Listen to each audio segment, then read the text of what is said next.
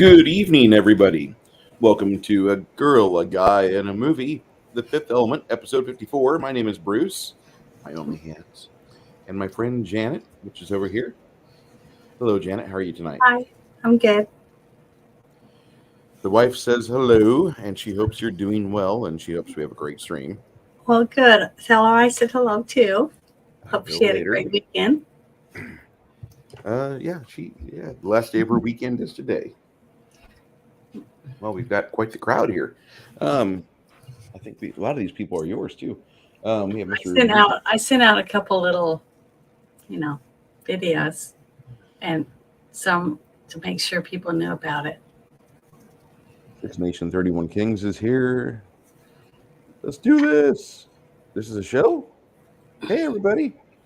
Hi, Boosh. Boosh doesn't come very often, I don't think. So, hi, Kronos. Six Nation 31 Kings. I can actually see everyone, Awesome. Which is awesome. And Flady. Hi, Flady. So we're going to talk about the 1997 Luc Besson classic, the action-packed sci-fi Valerian-inspired The Fifth Element. Janet, this was your pick. Tell me, how has this movie affected you for the past 25 years? Well, I've seen it about, I guess, maybe 20 times. I thought it was more than that, but once I started sitting down thinking about it, it wasn't. It's only been about 20 times, but I think it's a great movie. I love it. It's a great sci-fi action, which I love. And it's really heartwarming now to have watched it again with the situation that Bruce Willis is in, with his memory loss and stuff. So it's nice to see him in his heyday. I really cry whenever I read stories about him medically. He was such a figure that I watched. ABC really went out on a limb and just put him front and center for the premiere season for Moonlighting, and he was just like every young boy's idol. I mean, you want to talk about edgy? That guy brought edgy into vernacular. He brought out punk rock on prime time. He did. With him bouncing off Sybil Shepherd, which is still one of my and yeah, it's been a while, Bush. I'm sorry, sir. But this movie kind of came off as a second resurgence for him because they just like 5 years before Moonlighting stopped, and he wasn't in a slump, but this movie kind of hit his signal again because he was in Striking Distance and Hudson Hawk and a bunch of other movies in the early 90s that did not make it big. We'll be going over those films soon. Yeah, I don't know, something about this movie and the way he was able to portray action hero type character, and also stay a little bit comedic without being stupid. You know what I mean? I think that really made a big difference in the way people viewed him when they came to see this movie, considering the story around it and how he handled it. I think he did an excellent job. I can't even picture anyone else being in that part. Luc Besson was not really known at the time. Cinephiles, and I would say that I was a cinephile by the time this came out. When I was 19, I watched The Professional in theaters. And then I watched La Femme Nikita, and I watched some other movies that were from France, and I was starting to get an idea of things. I was not smart. I might have had experience in watching these films. I was not smart. It took me into my 30s to begin to put things together really well. But guys, I'm going to be frank with you guys. I'm a little bit retarded. I really like this film for what it is. And yesterday was the first time I've seen it from the absolute start. Usually I start after the priest is running through the hallway and the UFO's taking off at the pyramid. That's usually where I start this movie, because I'll be the last one in the living room to see it. I just, I'm bringing in the steak, or I'm bringing in the popcorn, or I'm getting stuff. What, guys? What do you need? I'm in the kitchen.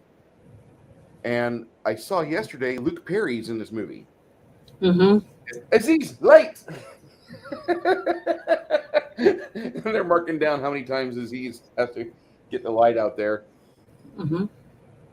But I really, Luke Perry is like number 6 on the movie billing. He's in the first 7 minutes of the movie, and he only has maybe 100 lines, less than 6 billing. I'm just gonna say there's a bright spot for any of you. If you think that you're not going to be able to account for much, Luke Perry was the 6th billed character in this film. Mm-hmm. I enjoy this movie. I don't love it as much as I love The Professional, but it is a fantastic movie, and it really gives us like a good look at Bruce Willis in his prime. Mm-hmm. Yeah, the thing about Bruce Willis being in this. Oh, did I talk over you? Sandy Run. Hold on, my sister's calling me. I'm hang up on her. Jesus, she knows we do this. I've been doing this for over a year on Monday night. Sorry, everybody. That reminds me. Let me turn my phone off. Yeah, I need to let me turn mine Silent mode. I love you, silent mode. Okay, I'm sorry. Now I lost my train of thought. The fact that he got to be in this movie and play someone that was his action character, action-packed kind of person, but not really get to do, like some of his other ones that didn't the Christmas movie come out after this, Die Hard? Mm-hmm. Okay, so this was like the stepping into that role of toting guns, shooting with both hands, blowing shit up, beating the shit out of people, getting all bloody, getting blown up himself, like the scene where he's behind the big bar in the center. It was really heavy mahogany looking type wood. Yeah. And they were shooting those little rockets at it, which I was shocked. It took 3 rockets to basically destroy it, which was really shitty, weapons, whatever. But I think it's and his hair being blonde. I had a really hard time. I don't know. It took me back to his early, very early part, because he had hair, because after all this time, we've gotten used to him being bald. And when he was in Moonlighting, he had thick, dark hair and everything. So seeing him in this one again, this time I noticed, I was like, oh, his hair is blonde, even though I'd seen it 20 times, I was noticing details that I didn't notice before. But, he didn't look too bad with blonde hair. He looked pretty good, I thought. But I think he did a phenomenal job at playing the part that he did. But I think the other characters that were in the movie is what brought out, his character being even better. You know what I mean? Yeah, I saw that. Yeah. But like the character on the phone, his mother, he dealt with her, and you never see her. You just hear her voice. That woman was just given a spot in the special thanks. That's it. She doesn't even have a character name. It's Corbin's mom. Yeah, so I just thought it was great. I mean, she reminded me of like on what was that other show that you never heard her on the one with the nerds? Which one? The one with all the nerds that became a huge hit. Big Bang Theory. The one guy's mom, which you never saw. You just heard her screaming all the time. I need to make a confession right now.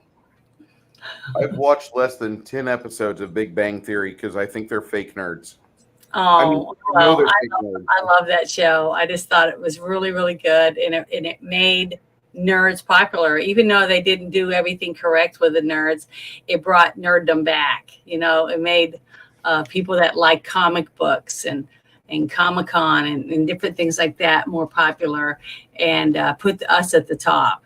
You know, instead of at the bottom, you know, where no one wanted to hang with the nerds. And now the nerds are popular, and people want to be friends with nerds. And I think Yep. it's, you know, it took a show that a lot of people didn't like, but, you know, to me, it was worth it.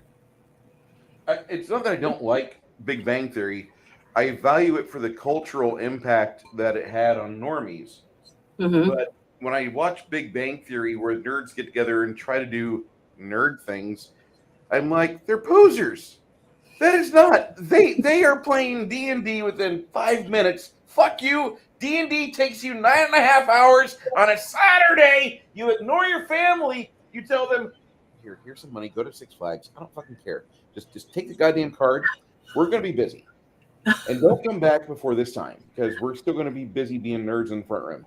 And that's what D&Ders do. These guys play D&D within like 10 minutes and like, okay, put it up. Like Sheldon's got a problem. Oh, we got to focus on the main problem. No, Sheldon might be on the spectrum. I agree, yes, but he is not a nerd. I don't see him to be where anybody would want to have him as a dungeon master, especially, or another character. Well, you know, I don't know. I didn't play Dungeons and Dragons at the time that I got to see it, and I wasn't as upset about it as you were. I mean, I would be now that I know how much work it takes, you know, to actually dive into the characters and to try to figure out what you're going to do and how your team is going to do it, and then all the time it takes to roll the dice and, you know, add up everything and you know, all the different things I didn't understand, but I do now. But for all the other people, like I have 4 sisters, and none of them read comic books. None of them were interested in any of the figurines that I had or doing half the stuff that I was interested in. So to have them watch shows like that brings nerds out, and they laugh and they say, well, I didn't realize how much, you know, how cool being a nerd was. You know, it makes you feel good. So if it can help a bit, then it's worth it. To me.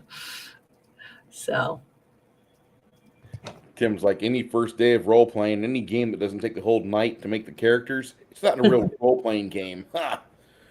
Well, I love that. it took a while for you to, but I had 2 other people help with me. So, well, We also did yours kind of between sessions too.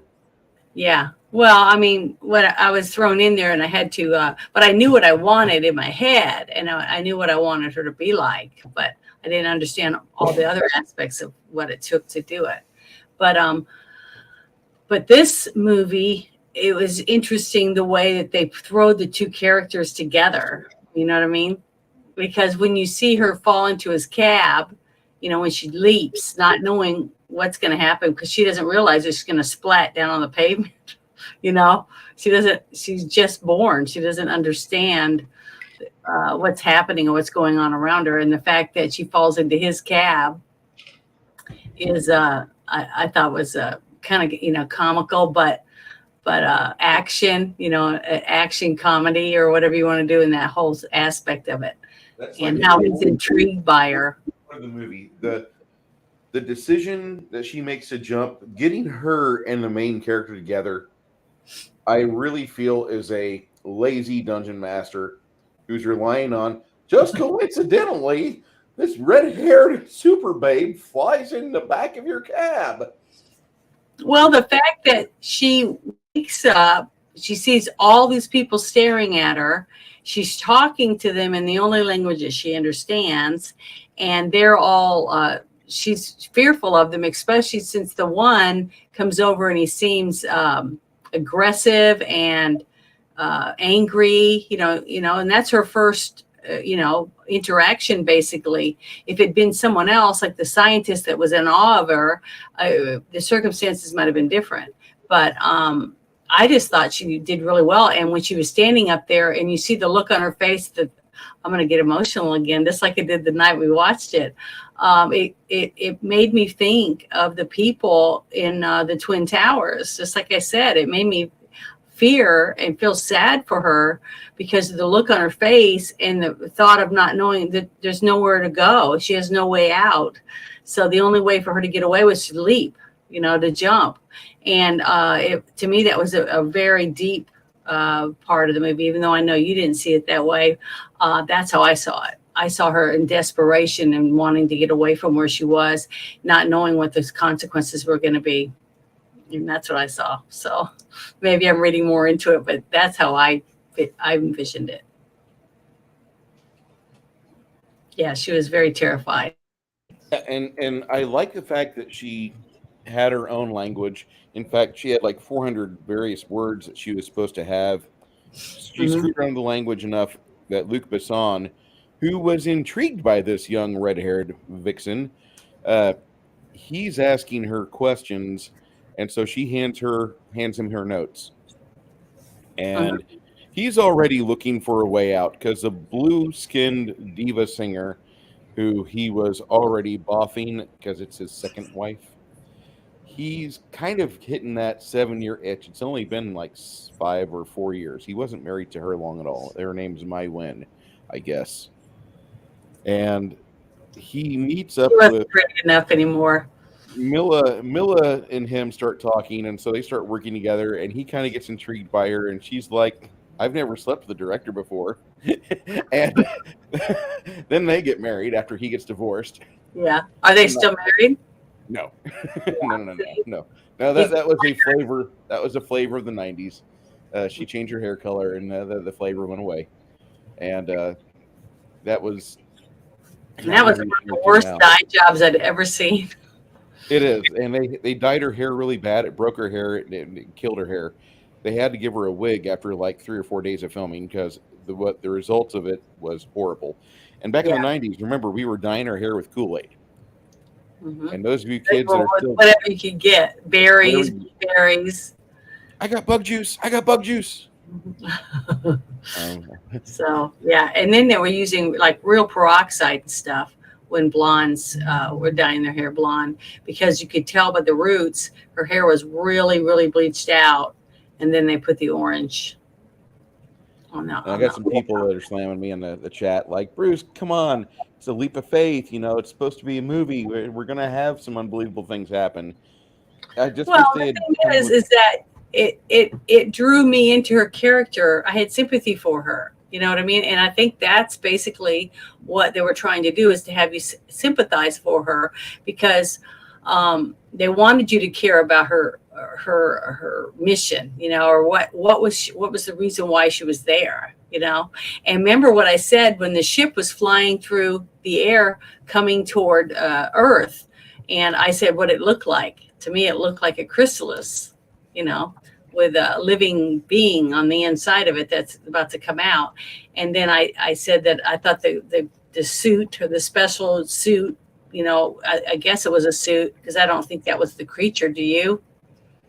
No. It was inside of a suit that looked like one of the Muppet monsters from the Dark Crystal to me. So I thought that was pretty interesting that they chose to use that type of like special space suit or whatever, and it was it was shaped like a chrysalis. And then when they were able to find the hand that was holding onto the handle of something inside the ship that he was in, or it was in, it looked like a chrysalis too, like the ship. So when they put it inside of the DNA machine to build, the DNA and make it into a creature they didn't know what it was going to look like, it looked like a chrysalis. So to me, I thought that was little details like that is life is going to spring forth from the chrysalis. See, I just thought that was very interesting. But I guess I get too deep into some of these things. Oh, that's fine. I like the fact you get deep in it. I like the fact you get into the movie. I love movies. I love movies. I love books. I love anything, even listening to a story from someone trying to, delve into it. That's why I thought I felt so lucky when I told you about, how I wanted to play Dungeons and Dragons growing up, and I never got to because we moved all the time. And no one would let me play because they knew that once they build my character up, I'd be leaving, so they just didn't want to waste their time on me. So the fact that you guys let me in was great. So that whole thing is that in your mind, you get to use your imagination to help push your character along. And I feel like that's what I did with this movie. And I try to put myself into the script and understand the symbolisms of what the writer was trying to show. And to me, that's what the ship looked like. And you said it did too once I brought it to your attention. Yeah. Here's the Gartham that we were talking about. Yeah. For those of you that don't remember the Dark Crystal, it's for free on YouTube with ads if you don't have an ad-free version. Or Brave. Brave is good. This cool. movie is just fantastic. And I'm picking at a movie that at the start of the film, it tells you there's a prophecy. It tells you there are things that are prophesized to happen. These events will happen. They will come to pass. And then Bruce, being obstinate, it's like, I wish they would have came up with a better way to make, Mila and Bruce meet up in character. Mm-hmm. I really wish that was like the worst part of it. Didn't you say it was like how many was it 500 every 500 years? 3. With every 300 years, which when at the ending part, I don't want to ruin it, but the part where the fifth element is activated, right? And it turns the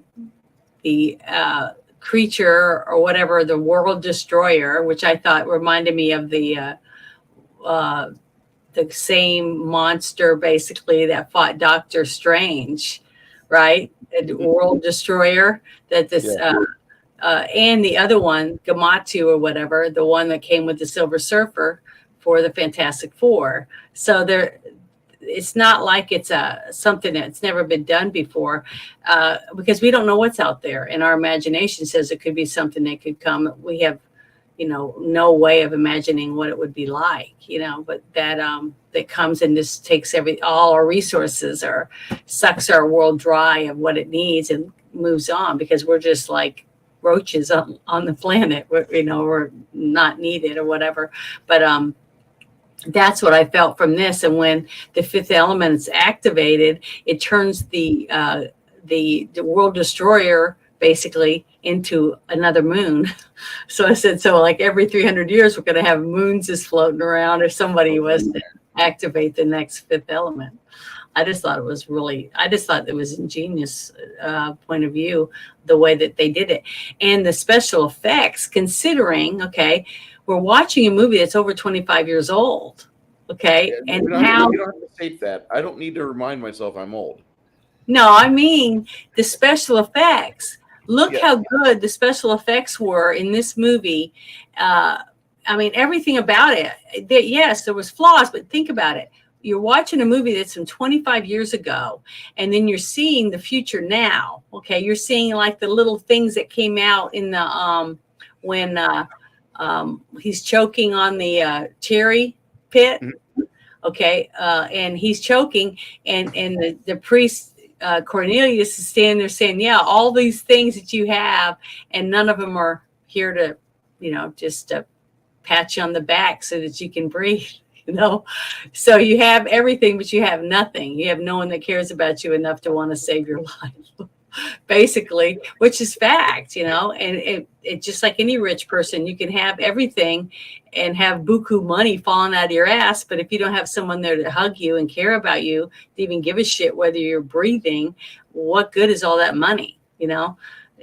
I just loved the whole point of view of the direction that the movie was trying to show you in the little innuendos outside of the action, and things like that. I just thought it was great. I think the overall story was just uplifting. I mean, after the movie was over, I mean, I know I was such a kid watching. I was like, scenes were coming up, and I was like, oh, I forgot how cool this part was, and I was wanting to, make sure I got to absorb it again because it was so, I don't know. I just loved it. It just made me feel so, I don't know, It makes you rejuvenated, feel, basically. this movie takes you back.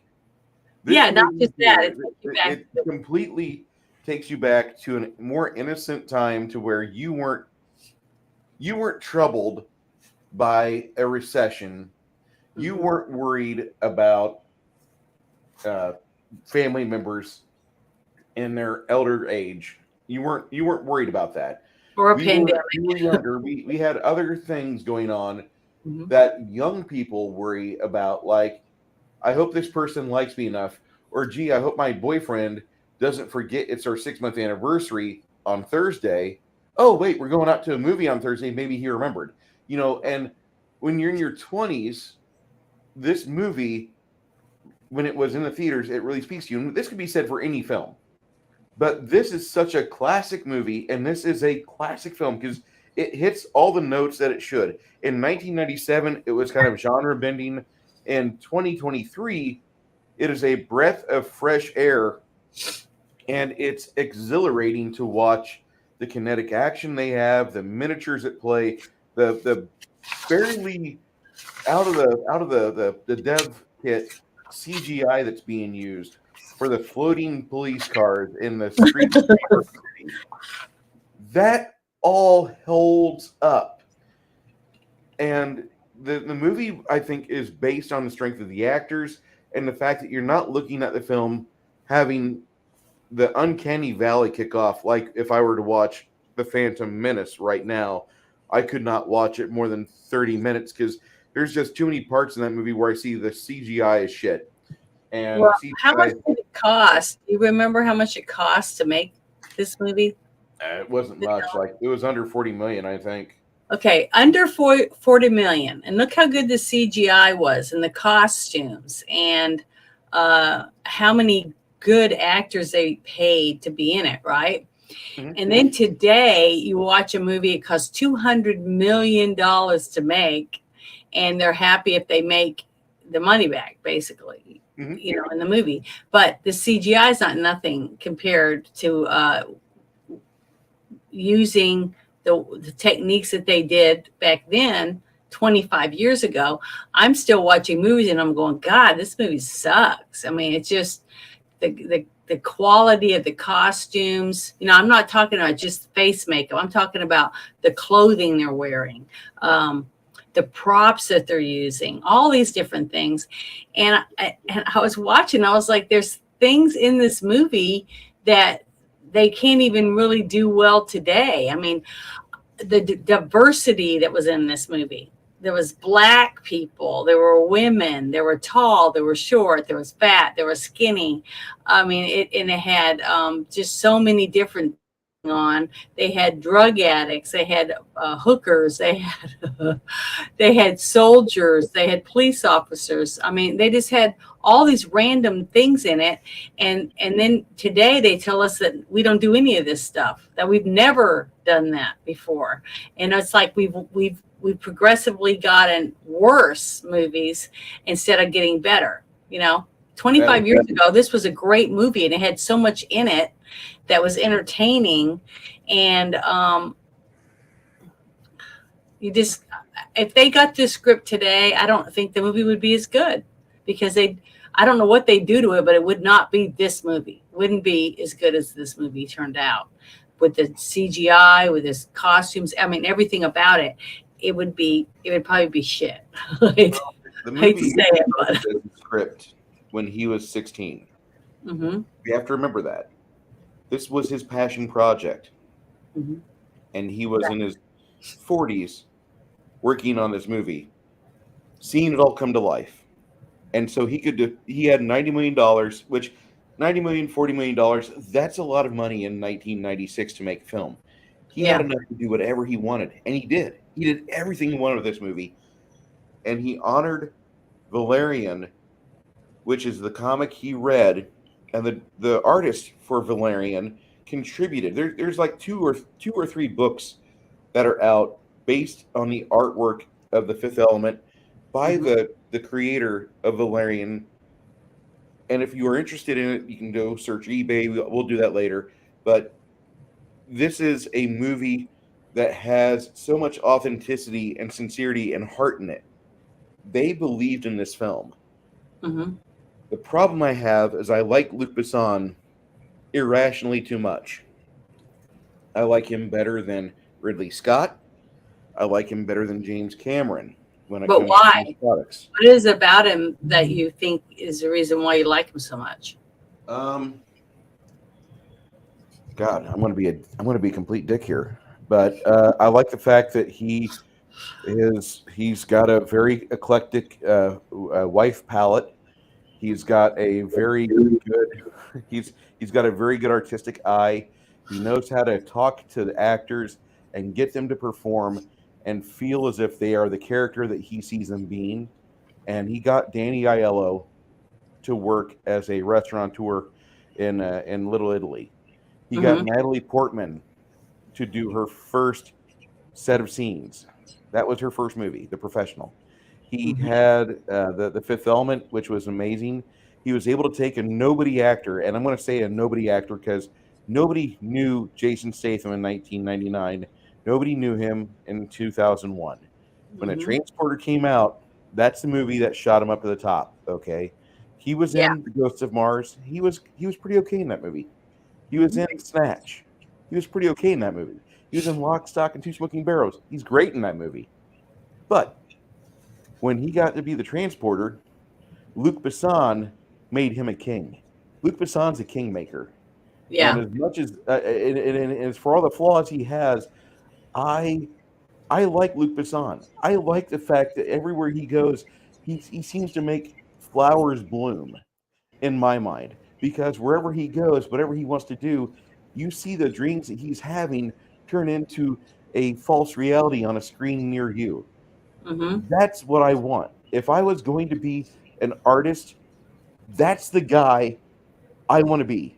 I want to be Bruce Lombardo doing his best Luc Besson. Mm-hmm. Well, And see, that's good.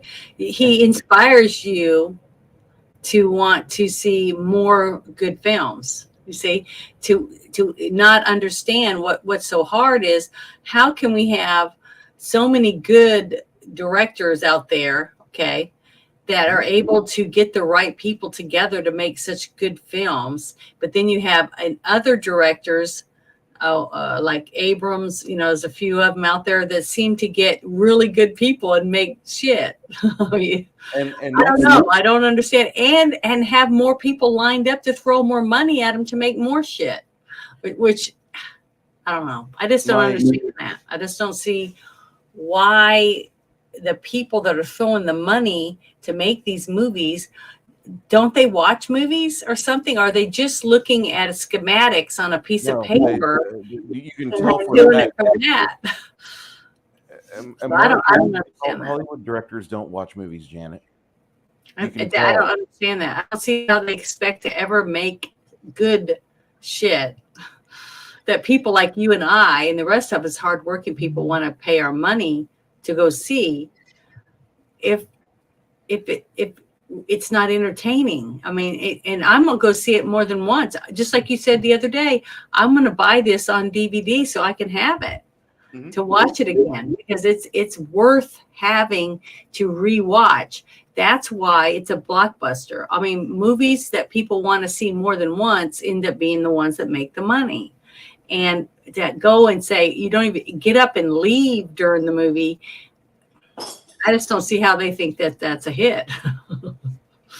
I don't understand it. But this movie was very well made, had phenomenal actors in it, great sets, great special effects, I think.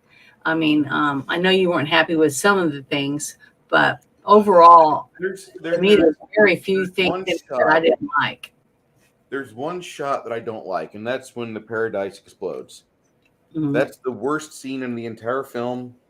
But why? Why did you remember we talked about this when we watched it? Why did you think that was a bad scene? They used CGI too much in that scene, not understanding the body's physiology. When you see something that you realize is improbable or impractical, and you see the fire consume the ship and it starts to break apart basically in two separate pieces. And it doesn't break apart right. It's not breaking apart right. I've watched too many movies where they detonated models. And I know what good models look like when you blow them apart. And I know what CGI does when you overlay that onto a model exploding. I know this. Now, that prop that exploded weighed over 500 pounds. The Paradise, the cruise liner they're on, 500-pound model kit. Guys, think of that, a 500-pound model kit.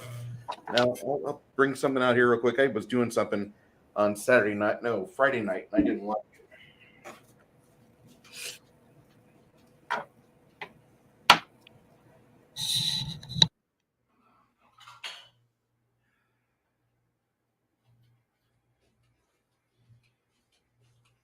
This is approximately 2 pounds of plastic for Warhammer 40K. I was starting to assemble it together, and I really didn't like it. I hate the way it fits together. I don't like the fact it's got a superstructure. I don't like the fact you've got slots for the various pieces. It just kind of barely, by coincidence, you could lay things together and glue them, and that's how it's expected to hold up. Not to mention that you have 2-pound miniatures that are supposed to stand on here or stand next to it for your war games. It's a piece of shit. So I had my first, it was a gift. Thank you for the gift. If that's how GW scenery figs are or scenery pieces are, I never want to touch one again. And I know a piece of shit when I see it. When I started playing with it, I'm like, oh, this isn't that good. I've played with a lot of model kits. I've played with Monogram. I've played with many other better model kits, but Monogram comes to mind because I just have, I had very low income for models when I was a young boy. And so you get what you can afford and you try to improve from there. You kit bash. And we kit bashed a lot with Monogram. But I really disagreed with the prestige of owning a 40K model terrain piece. And when I got my hands on it, I'm like, ugh. Yeah, it wasn't that great. So when I look at that model kit they use for the Paradise on this movie, that 500-pound space liner model, yeah, they could have done a much better job. They could have robbed it of 90% of the CGI, and they could have done that portion of it so much better. Even if you would have just done a El Cheapo crappy explosion like the Nostromo in 1979's Aliens. Walter Hill, my second favorite director of all time, by the way. I love Walter Hill.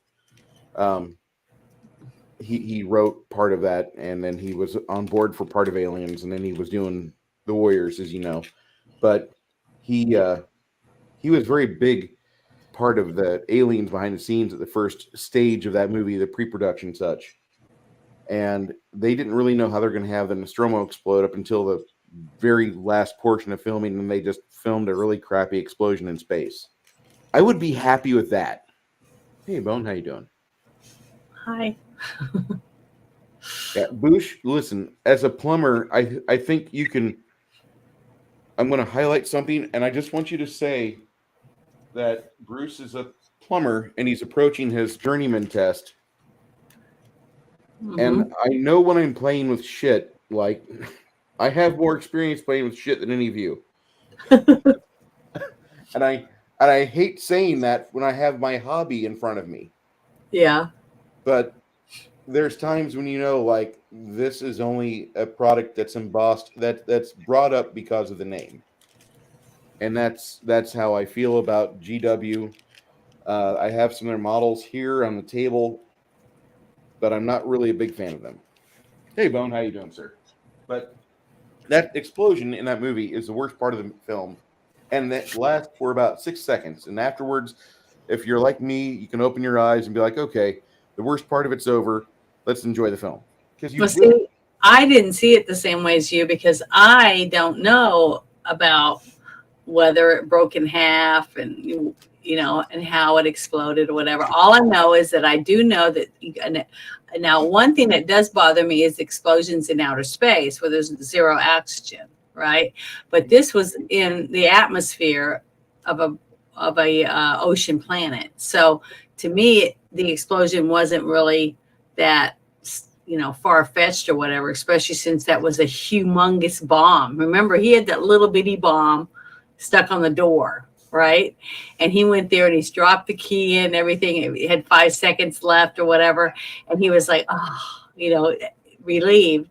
And then he hears the other clicking, and then he sees the giant chest open, and this giant, pyramid thing comes out. And and that's when he realized, oh, well, they got him, they got him back. So, because they were pissed off at him because he was a dick to them.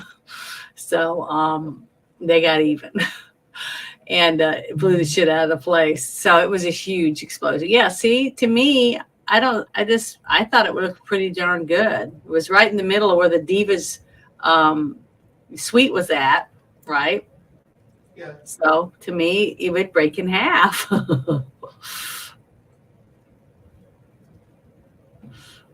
I just thought it looked really good. I mean, in my head, I thought that Gary Oldman Zorg would be going and doing more than just planting one single piece of plastique on a bulkhead. I really don't see him just doing one. I would see him going all over the place. But when he goes back to the ship, he only disarms the one. So maybe it was connected to other ones. I don't know. But all I know is that he was just relieved when the little bomb didn't go off. And then when you see this huge box that was big enough to hold all of the stones, right? And his eyes get big and he was like, oh, well, I'm fucked, basically. So he knew it was the end. And what was great is you get to see those, what were those creatures called with the gross ears? Was the leader one of them? I can't remember how you. And I'm having a mind blank at the moment. Yeah, me too. But the thing is, he was like happy. Remember, he says he's gonna get him back, and he said he did too. By that bomb, when he set it off, he just turned that little bit. The Mangaloids, yeah. So they got him back. They took him out. They took that one butthead out on their own, and they weren't as stupid as they thought. They just had bad luck, apparently. Now, yesterday, me and Janet were watching this movie in a Discord together, and I've got to say, I love this movie, but I haven't heard Janet. We're 42 minutes in, and I have not yet heard her squeal with joy talking about Chris Tucker as Ruby Road. I couldn't help it. I told you I loved him. That's one of the reasons why I wanted to watch the movie again. I loved this character. I just absolutely adored this character. And if I could have dressed up as him tonight, that's who I would have. If I'd had a wig or something. I've got a couple of outfits, kind of like the different the ones with the leopard skin or the stuff. I would have done that. But it was the wig with the little the little thing coming on the top. I just love him.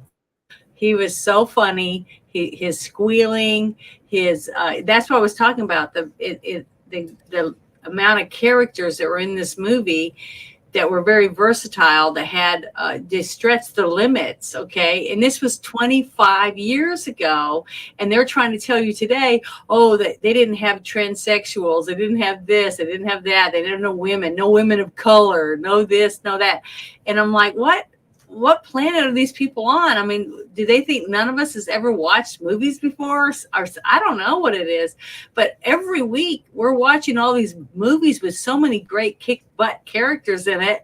Women that know that have brains, that know how to use, weapons, that know how to fight. They're not all just walking around sucking their thumb, waiting for the next guy to pick them up. It's just, I don't understand it. It just seems like they don't know how to make movies anymore. They don't. I mean, this had everything in it. It had great acting. It had great props, great CGI. It had a script. Music was phenomenal. I mean, yeah, I just don't know what they thought was so terrible that they had to take it all and gut it. And I mean, if you read the rules now of what you have to make a movie to even be nominated or even be eligible to win an award for it, it's ridiculous. I mean, they've just basically cut it down the middle and pulled all the guts out. I mean, it's basically, I mean, people won't be winning any awards. The movies I'm going to go watch from now on are movies that are not in for Academy Awards because they're not going to be any good. They're going to be shit. So that's why I love Rotten Tomatoes. If it says it's got a high rating for audience score, then it's probably going to be a movie I'm going to enjoy. But if it's got a high rating on the other people, I ain't going to watch it. You don't want to watch it when the critics say it's good? You don't want to believe them when they say Train to Busan is another boring zombie film? I don't want to believe them about anything they say because I think they suck. Now, years ago, Siskel and Ebert, they did pretty good. I mean, they were half and half, you know. I mean, but at least they acted like they actually watched the movie and they cared about the movie. You know what I mean? Today, it's like none of them care. They don't even watch their own movies. They don't even basically let me read the script. You know, I don't know. I don't know how they do it. It just doesn't make any sense. But when you work on a set, the people working there, the lighting people, the sound people, the people carrying all the props around, the makeup people, the extras, the stand-ins, the boom operators, all these other people, they're all dedicated to do the best they can. At least that's what I've seen.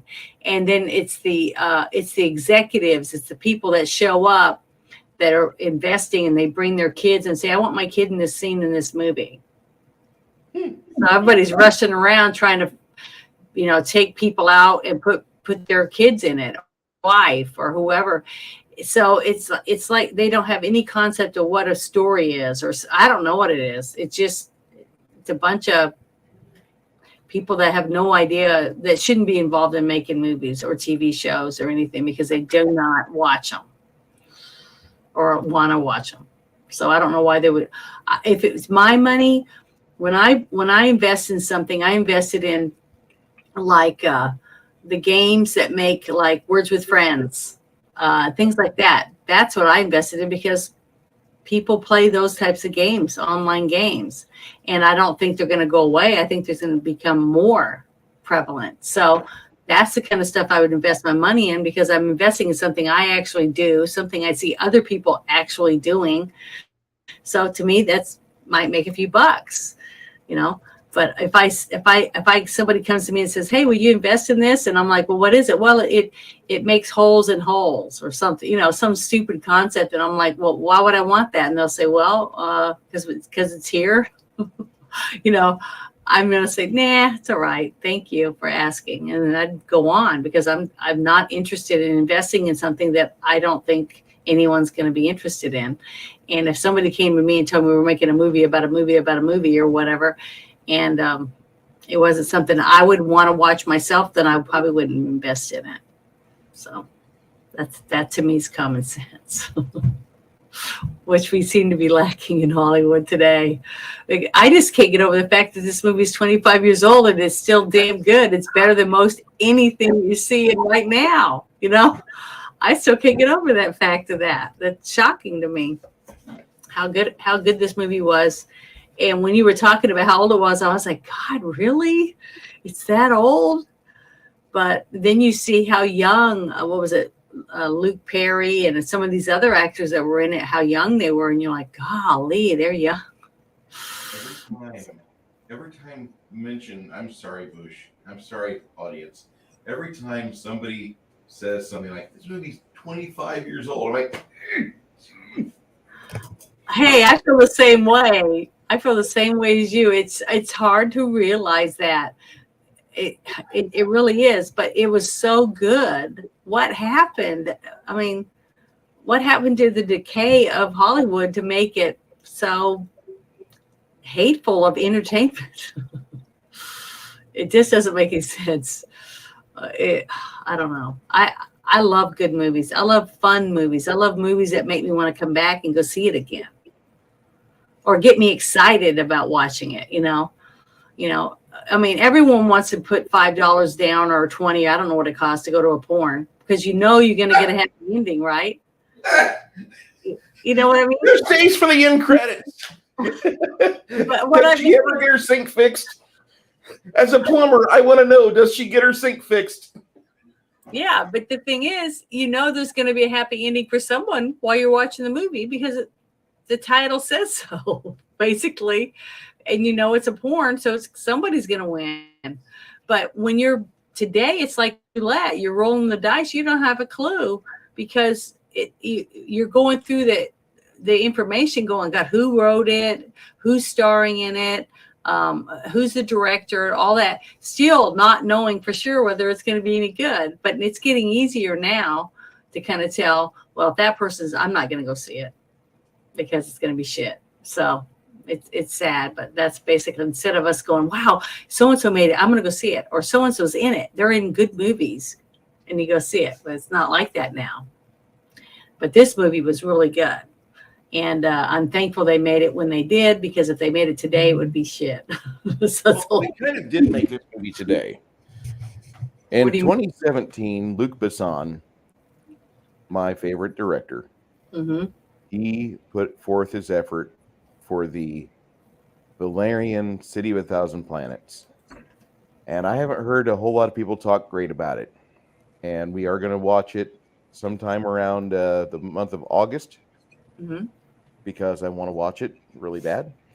I haven't seen it. I'm gonna have my StreamYard just pre-planned, and it's gonna have like every fucking thing listed. I'm gonna have all my D&D streams pre-planned. I'm gonna have all my movie nights planned out. I'm gonna have all my nights where I know I'm gonna be talking about politics planned out. It's gonna happen, and we're gonna have like the most detailed StreamYard pre-planning on this channel.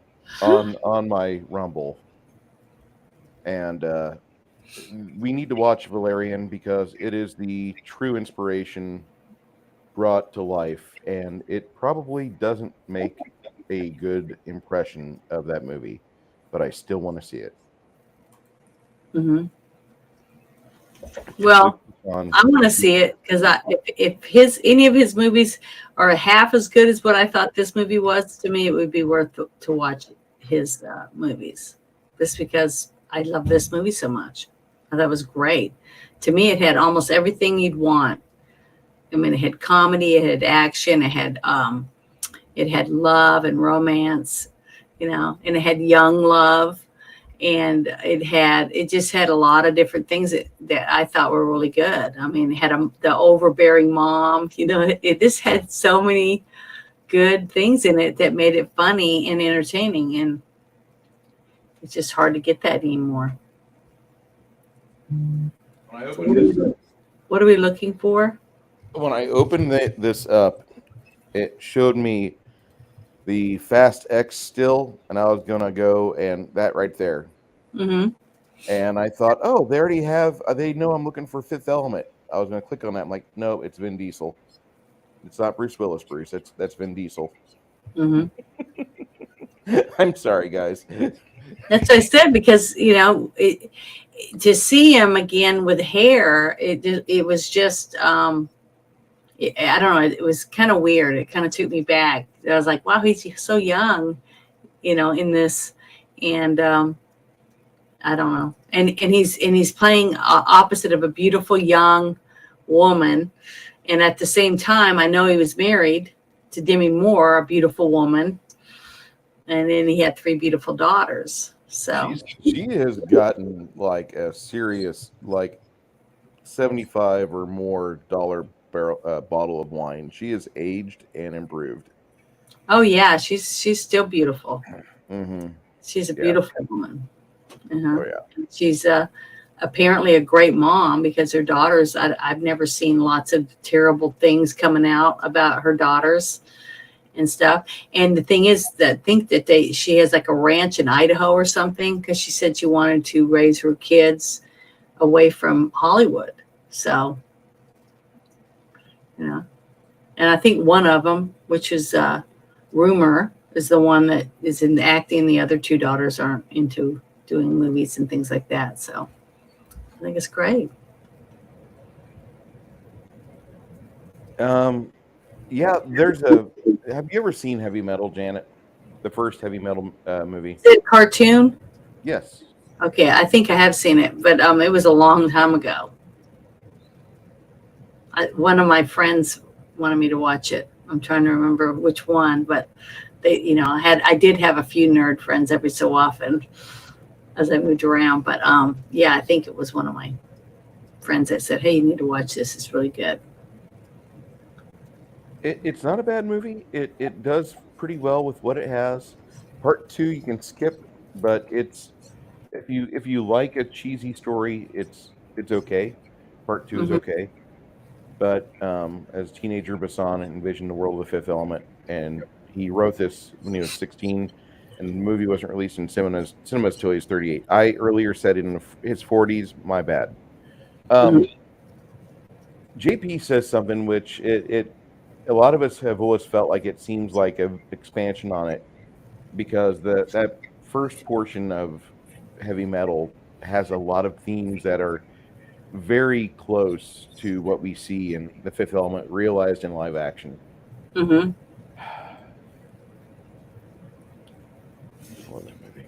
Sorry, just thinking about it. John Candy's in like 2 or 3 roles in that film, by the way. You have to watch it on his birthday or something. Very good. But there's so many details, small details that I thought were so cool. And remember, when I got to start watching Star Trek with my dad, there was little things in the TV series, even though it was quirky and comical. Basically, if a kid watched it today, they would laugh at the sets and the sound effects and little things, because there's no CGI in it basically at all. And they would just go, "What is this?" That's from the olden days or whatever, you know what I mean? But I remember watching it and my imagination just going crazy about what it'd be like to be able to go to school, to go to college and get to be on a ship, and have a job and, fly all over the place and stuff like that. I just thought that was the coolest thing, get to meet other creatures from other planets and see how they live and all. It just opened my imagination about sci-fi. I just loved it, and ever since then I've absolutely loved all the characters and different things. And my dad did give me a couple little books here and there with talking about like some of the different creatures and what planets they came from Star Trek. So I just always loved it. And it was because my dad opened a door that I didn't know existed. And I think every child or young adult that gets, pushed into any type of sci-fi, usually whatever it is that you see that opens up your mind and opens your imagination, that's the one that you love. Like if it was Star Wars, and it was Star Wars. I mean, I thought Luke was cute, and all that stuff when I saw it, but it didn't. I'd already been opened into Star Trek, so it was hard for me to push Star Trek out of the way and put Star Wars into it, even though I did like it. You know what I mean? But vampires were my number one, because I was always loved vampires. I found a vampire book and I snuck it and I read it, and I just thought vampires were super cool and all that stuff. And my mom was really mad when she found out that I was like, I wanted to be a vampire. And she's like, "What do you mean? Why? What do you know about vampires?" And when I started telling her, she was mad that I had snuck that from my aunt's house. And I love vampires, and I still do. I just love every aspect of vampires and the different stories behind the different types of vampires and where they come from and all that stuff. But what I loved about this movie was just the different details about the different people involved in this, and the different the items that they used in this thing. Like the girl putting on fingernail polish, just sticking her finger in this little thing that's a different color, and then to hold Lilu holding that thing up to her face, and it was magically she had makeup on, things like that. I just thought that was just so cool because that's something that we could have. That's something that could really be real one day. That they like with the Star Trek stuff with lasers and the tricorders and the little flip phone, you know. They had all this cool stuff, and it's starting to come to life. You know, starting to see it for real. Okay, I'm sorry. I see it already happening. Yeah, see that's what I'm saying. a woman can already be beautiful or hot, and she could go on a filter program on her phone or tablet, Mm-hmm. and she can make a video with in-camera special effects Yeah. to make her look like she's dolled up even more so than what she is. Yeah. And then she can take that look to, we have a Mac professional salon here in San Antonio. I won't ever endorse my wife going there because my wife is not a girly girl that she would want to go do that. That's not her sort of thing. But you can go and have the Mac girls work on you. And if you have a existing template that you want them to follow through with, they will do it to the best of their ability. And these makeup artists that work at Mac, I've met a few of them. I know these people. I know their training. I will tell you that they do a better job with makeup than funeral parlors. They are the cream of the crop on the retail level. Yeah, but also you can go and get butt implants. You can get breast implants. You can get cheek implants. You can get men can get hair now re-put into their scalp that actually grows. I mean, you know what I mean? There's so many things that we have now. I mean, even teeth. I've seen people go and get veneers on their teeth. I ordered, what is that? I don't remember what it's called, because I got a couple of teeth that are crooked. And so I ordered that thing that you put in. It's Invisalign. Yeah, that's it. And I'm going to start wearing them.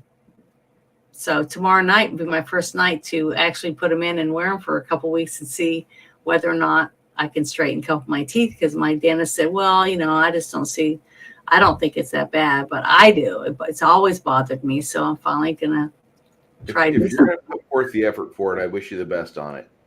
Well, we'll see what happens. I just noticed your teeth about maybe 2 weeks ago. Mm-hmm. And my eyes don't like tell me all the time, like, oh, look, there's a problem with the teeth. I don't, I noticed it for the first time like 2 weeks ago, and it doesn't matter to me. To me, you can be flawed. Like there's acceptable, like the woman from the movie or the old TV show Blossom, who is on The Big Bang Theory. Yeah. She used to have a honkin' schnoz. She used to have a schnoz that every accountant in New York wanted to like make her like, oh, look at her schnoz. She has such a huge schnoz. I cannot wait for her to make my babies. Woo! And they were like waiting for that to happen. Yeah. Because they were thinking that she was going to marry some nice Jew accountant. And I don't know what she did marry. I don't give a shit. But like all the Northeasters I know, like they were like, man, she's so hot. And her nose, which is clearly not Greek statue material, that became her most, like, that became the thing that they wanted to photograph the most. You didn't hear people say, I can't wait for her to do a nude scene. No, people are like, hey, smile. Oh, your blush looks great. Your nose is awesome. And they kept kissing her ass about her nose, which was like crazy. Like, you would never hear of this in the 60s or 70s. They would have a woman would have been out in public for 4 years with nose bandages on until they would have gotten her nose right.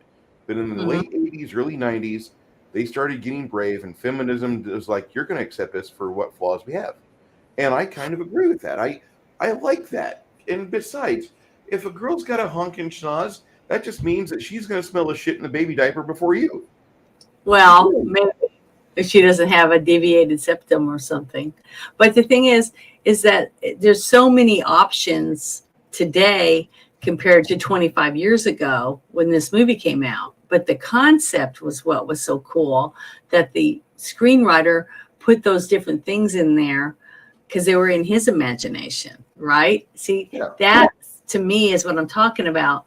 Everything that we have is an invention, paper clips, pencils, stapler, wigs, like I'm wearing right now. I mean, all these things was somebody's imagination, and they decided to do something to make it and then sell it to make a profit. And they made a lot of money. Just like what was it? The Titsling guy that created the very first bra, Otto Titsling. Okay. And then it became a brassiere or whatever type thing. But somebody thought about it and thought, this is something that is needed. And depending on how many people they could get to buy it, it would make money. So that's what I thought was so cool about watching this movie again, like when you and I sat and watched it, because so many things popped in my head watching it that we saw in this movie 25 years ago that was futuristic, that we really didn't really, and now we have it. Like the little thing that was spinning around on the floor to sweep up the mess, because we have those little vacuum cleaners. We have them that spray air to make the air smell better. I mean, all kinds of cool stuff that we didn't have 25 years ago. I liked the Roomba lawnmower. As a boy, that when I was a young man, like barely 3 chest hairs on me, I was like 11 years old in Little Latham, Illinois. Yeah.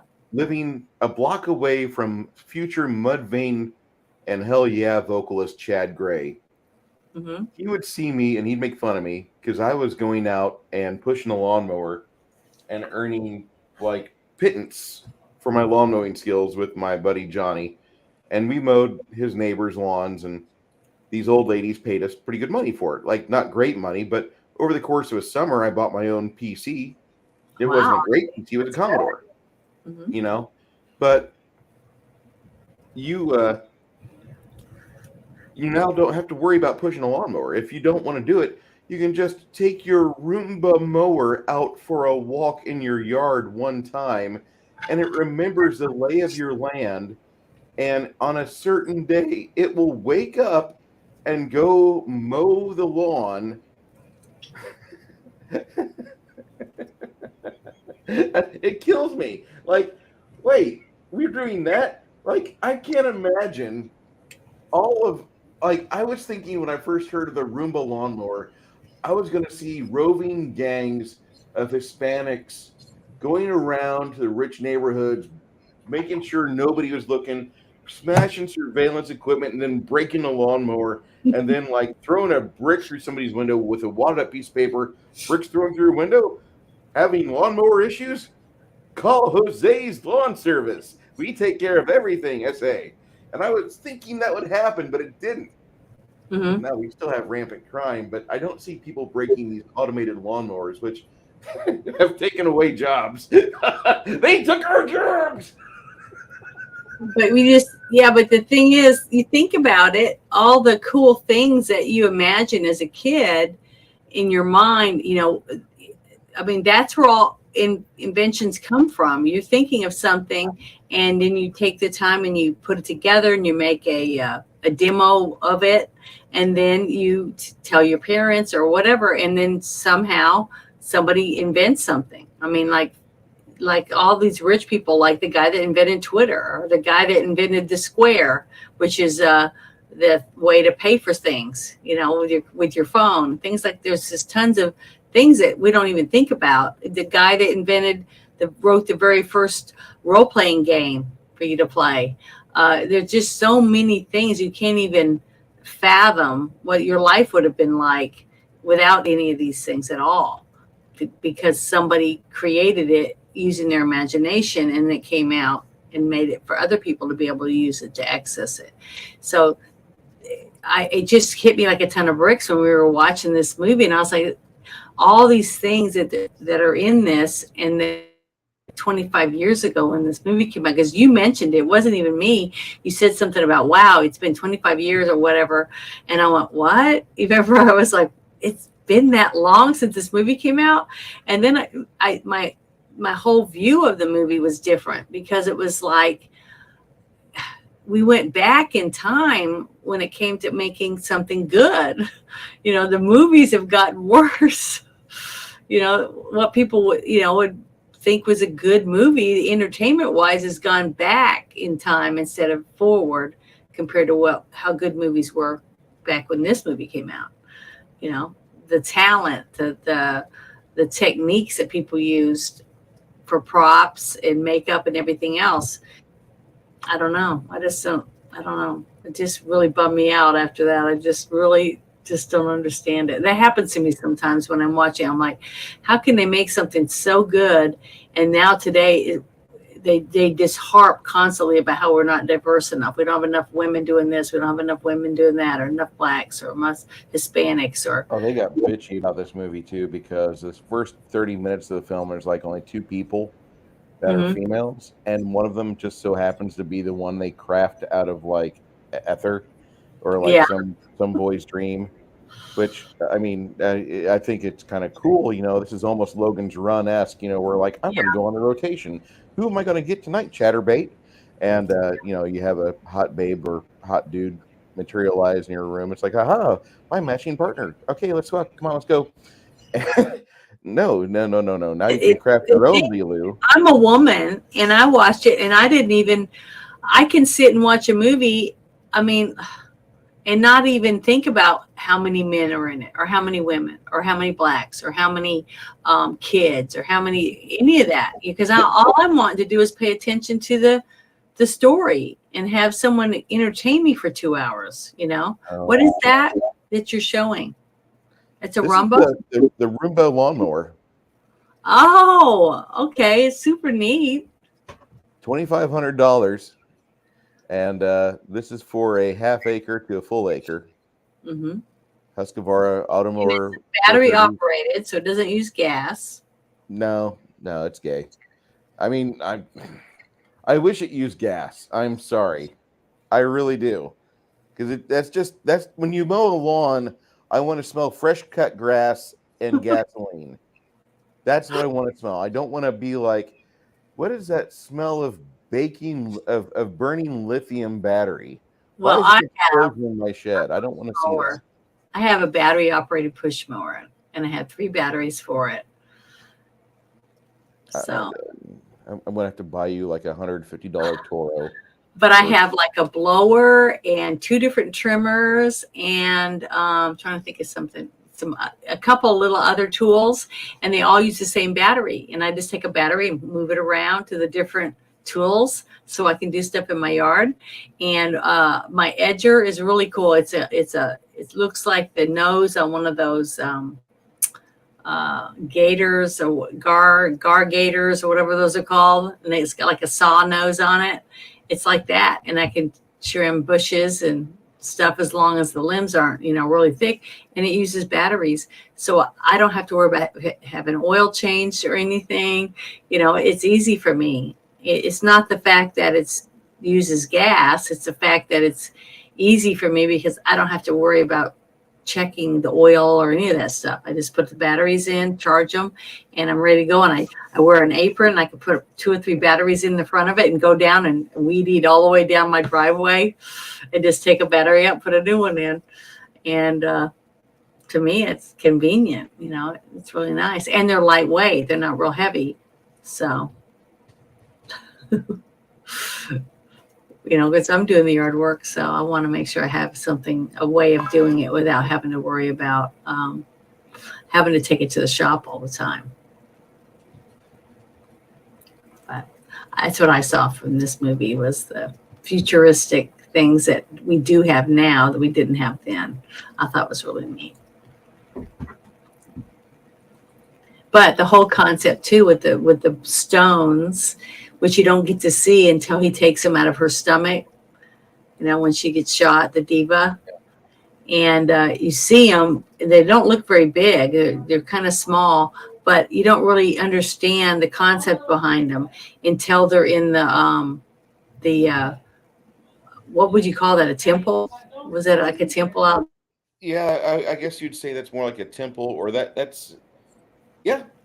We could definitely say that's a temple, the location where the Scooby Doo sun trick happens. Yeah. But the thing is that that whole thing was really cool. And with Ruby Rob, there he's just so funny. And he's like, Kermit, I can't remember. I don't know what to do. He's like all freaking out all the time. But he just was funny. I just loved him as comic relief. He was just phenomenal. And the fact that he dressed like he did, okay, and he was very flamboyant and stuff. And you had told me that they said that Prince was, they were looking at Prince to play that character. And I like Prince, but I just think the guy they got to play him was just, I couldn't picture anyone else playing that character. He was so good. And the fact that he was so flamboyant and, transsexual looking, kind of like in Rocky from Rocky Horror Picture Show, but he liked women. And then stewardess were all like, rawr, and that whole scene where, he's talking, he's got his little headphone and he's like, yeah, I'm all into this. This, this is going to be good. And then you see him go back down and she's like, her eyes are rolling and, and everything, that stewardess. And then you see they're talking about taking off and you see the curtain, there, and you see her feet come up, you know what I mean? Through the curtains. And then slowly as they're slowing down, her feet start going back down again. I just thought that whole scene was just, I was just rolling. I thought it was so fun. Do you remember what scene I'm talking about? I do. But I just thought he was so funny in that. And the fact that he's like going through and he's got all the yes men around him and all those little Japanese girls or Chinese girls are in line. And he just takes a red paintbrush and he just walks by and just, slaps some paint on all their paper and stuff, and he's gabbing the whole time because he's a famous DJ basically. But I just loved him. I thought he was great. I did like Chris Rock in that film after I got over the fact that he was being obnoxious. I had to learn that this was a character. He's supposed to be this way. Yeah. That's what I'm saying about people. What I don't understand about how you go see a movie and there's a character in it, just like Superman. Just like I said, when I first watched, what's the name of that TV series the Superman was in? That's really good. Lois and Clark? No, the newer Superman they just got rid of. You're talking about Henry Cavill? Yeah, Henry Cavill plays another character, the Witcher. Okay. And I really wanted to watch The Witcher because it just looked like something I'd really get into. But the first two episodes, I'm sitting there watching him with blonde hair. And it's long, and I'm like, oh, I just cannot get Superman out of my head. It's just ruining it for me. So you see someone, a character, and it's really hard, especially if you really like them in that character, to take them away from that character and let them be an actor in something else. And I work really hard to try not to do that, to stereotype someone. Just like I said about Wolverine. I love Wolverine. He's my favorite character in comic books. Deadpool's good too, but Wolverine I just love. He's short, stocky, hairy. And when I heard that Hugh Jackman, my sister told me Hugh Jackman is going to be Wolverine, I was like, what? I was really let down and pissed. And it wanted a fun-sized boyfriend. That's what it was. Well, it's a fact that he's not Wolverine. I mean, that's just not who I pictured. So when I went to see the movie, the X-Men movie, I was not thinking I was going to like it. I thought it was going to be bullshit, whatever. But I felt like he really studied the character and he really tried to portray Wolverine's character. Even saying bub. I mean, just little things like that won me over. So, and I was able to still accept Hugh Jackman in other roles. Like when he was in Swordfish, I thought he was around. I loved him in that one. But what I'm saying is I try not to do that anymore. I really try hard to not get mad because someone plays, a gay character, or they play a really mad, mean rapist, or, something else, and not picture them as that person, in the next movie. So, because it's just acting. And if they're a good actor, you're going to believe in it. So, I because agree they're with this good statement actors. right here. Younger Glenn Danzig could have been Wolverine. Yeah, he would have been good. They would have made him look the part. Yeah, some people hate Swordfish. I actually enjoy that movie, but I have eclectic tastes, and I know that kind of doesn't Well, sound well some after I people, but saw Hugh Jackman in a towel hitting golf balls, I'm sorry. I love that movie. I think That won me over. The sex appeal was all I needed. That was a good movie. And he looked real good in it. He looked really good in that scene. And Halle Berry was beautiful in it. So, and she shows her tatas, young man. My mhm. bad. My bad. Yeah, it was good. It was a good movie. I really enjoyed it. I think a lot of people do like that film. We'll have to talk about it at length one of these days. This is probably one of the most iconic '90s movies I've ever reviewed. Hmm. When I actually think about this movie, this movie kind of embellishes and goes in hard on the paint on what we were living at the time, because we were given in the '90s a false uh, a false reality through MTV and all the extreme sports that were coming out and all that crap they were trying to feed us. A lot of us wanted to buy into it. A lot of us wanted to buy into, like, you could drink a Surge and you could like do tricks on your BMX, or you could yeah, I mean, or you could just like, start drinking a Mountain Dew, and before that 30 seconds is over, while you've got the 12 or 16 ounces fizzing away in the bottle going into your gullet, and you need a stomach pump later, by the way. Before that's gone, you're going to be magically transported to a land where there's a hot girl in a crop top and some short jean shorts like Barbara Bach, and you and her are going to have fun with a tire swing. Yeah. I mean, we were kind of given that, But see, that was back when it just seemed like commercials were like a actual entertainment thing, that they tried to sell you a story. You know what I mean? It was instead of just selling you, trying to get you to buy this bar of soap, they wanted you to believe that it really could do this or that for you. And it was, they spent a lot of time doing commercials. Um, and you could tell the work that they put into the script and everything to make a commercial compared to what they do today. To me, I don't see I don't know. well, the majority of really commercials that I see working now aren't commercials. The commercials that I see that are working best now are influencer or media read social media people doing an ad read. Mm-hmm. I bought I bought the reaction, or the fatigue factor, no, the pain relief factor. I bought that because everybody on 1200 AM I'm listening to on AM radio, and then you got Dan Bongino talking about it, and the the the guy from the Russia or Ukraine, that all the guys talk to him whenever there's something big going on in media. All these conservative guys are talking about relief factor. Yeah. So I bought it, and I thought my wife would be better for it, and she really is better for it. It's just that we're putting together some other things, and $89 towards relief factor, or have her just drink an extra beer a night and deal with the pain.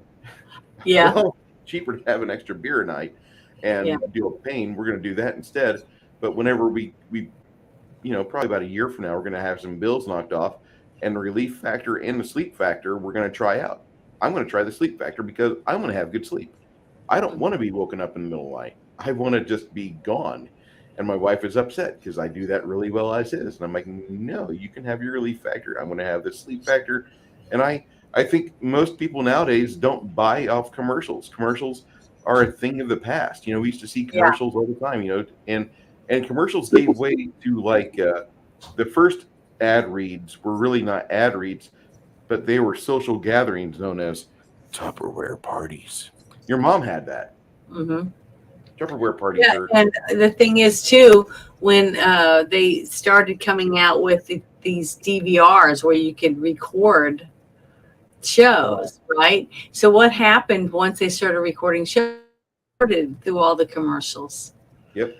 So that's when the commercials started taking a downturn because people didn't want to watch it. And today you pay a little extra money and you get commercial-free entertainment. You don't have to, because a person's going to go buy a refrigerator if they need a refrigerator. A person's going to buy a stove. They're going to buy a broom. They're going to buy a mop. They're going to buy, they're going to go buy stuff anyways because they need it.